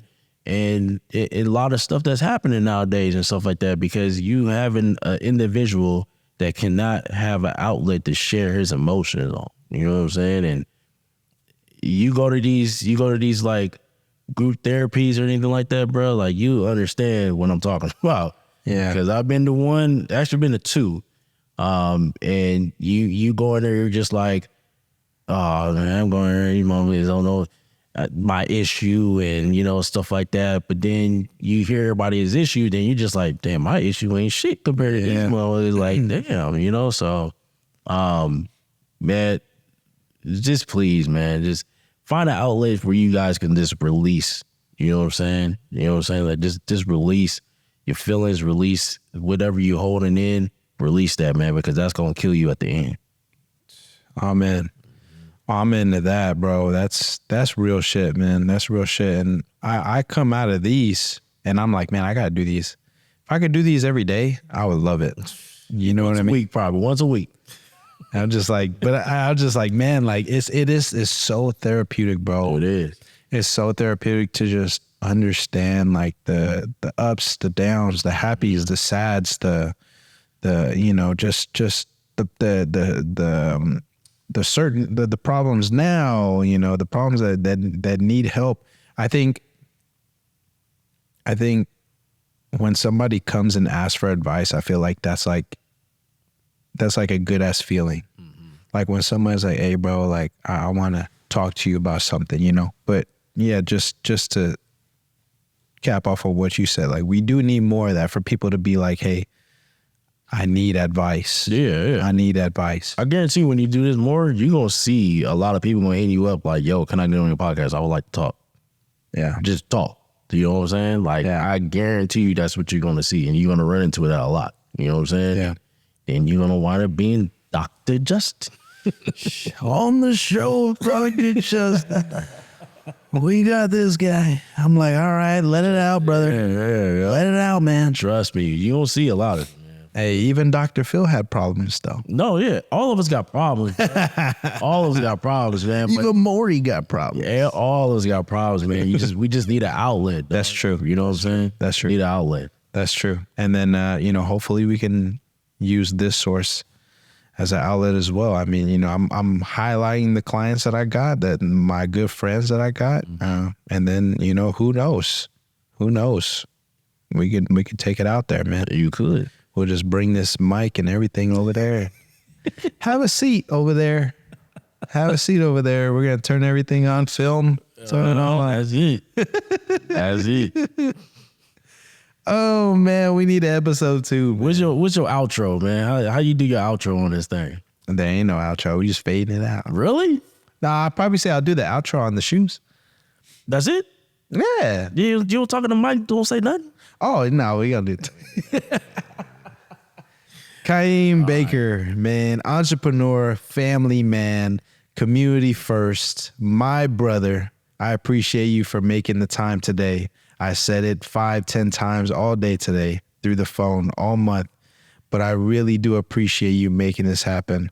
And it felt great knowing everything, majority of everything. We can still go on, man, for real. But just, man, it was an awesome, great feeling, and it just put me even in a deeper relationship and a level that we already had. Yeah. Right. And I repeat this to the guys all the time. Always talk to the people that's in your chair. Mm-hmm. Don't think of them as a dollar sign. Yeah. And know them, know their family. You'll never know what's going on. Mm-hmm. You know, and then you know it, you get invited to some crazy shit. You know, you get invited to a birthday, you get invited to a baby shower, you get invited to the wedding, you get invited to the funeral. You know what I'm saying? You get into those things where like people, I had a client, right? And I never knew that our relationship was so deep that he was like, bro, you're literally like one of my best friends. And I was like, whoa, this is crazy, man. And I'm like, how big is your circle? And he's like, bro, I can count them on my hand and you're one of them. And I was like, wow. And you're just his barber. That's it. Just never went to school with him, nothing like that. Never went to school with him, bro. That's the difference, right? You know what I'm saying? And this is what I say. This is the difference. The reason why I come to you, right? Yeah. And then get my haircut. There's a big difference, man. You have to bond with your client. You know what I'm saying? You have to bond with them, man. You know what I'm saying? Yeah. Like, you can't look, like you said, you can't look at them like a dollar, man. You have to look at it like, okay, I'm gonna have a conversation with you. Okay, cool.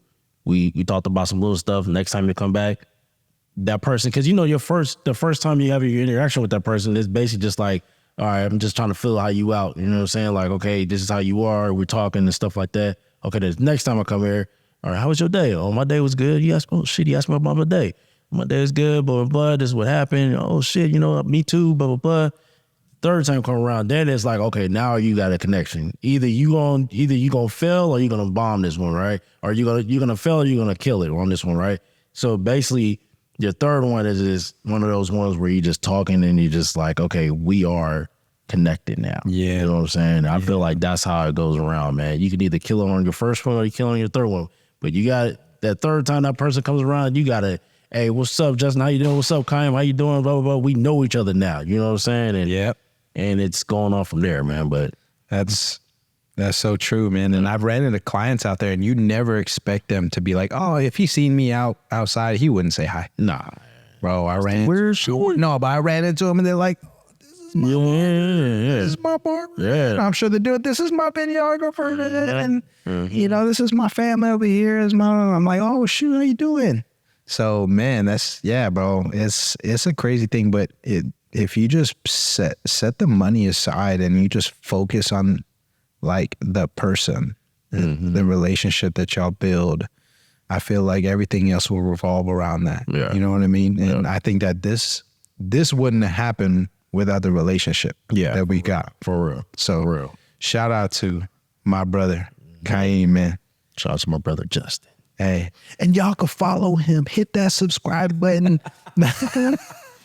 Make sure We ain't doing none of that shit, man. We ain't doing none of that shit. I was all thinking about it too on my first episode. I'm like, how should I?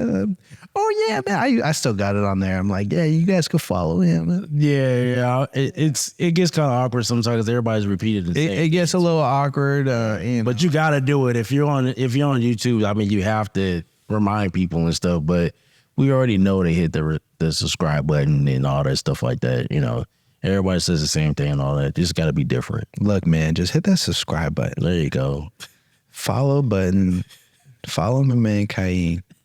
Follow Atlas. Follow Community First. Follow City Eats. Follow City Eats, man. Follow City Eats. Anything. Hey, follow City Eats and literally follow them, man. Go with them and do these events, man. That's what we gonna do. Oh yeah, tomorrow is on the cracking. We got a feed tomorrow, so you know. Oh, June. Just be aware. What's in June? June we gonna have Empire come out. Empire Records come out. Gazi, you know, we've been talking about doing things for about 4 years, man. Every time he sees me, City Eats, and want to do some stuff. I'm like, all right, cool. But that man busy. You know what I'm saying? So I can't knock him for what he's doing and stuff. But yeah, man, we're gonna finally make it happen for June. We're gonna do a first event and hopefully it cracks, man. Hopefully get some artists out there to feed and stuff, and it happens. Nice. Yeah. Right on, brother. Yep. Hey, how you feeling with that Johnny Walker? Man, I literally kind of stumbling on my words right now because of this damn drink, but hey, I love it though. I feel good. Right on, man.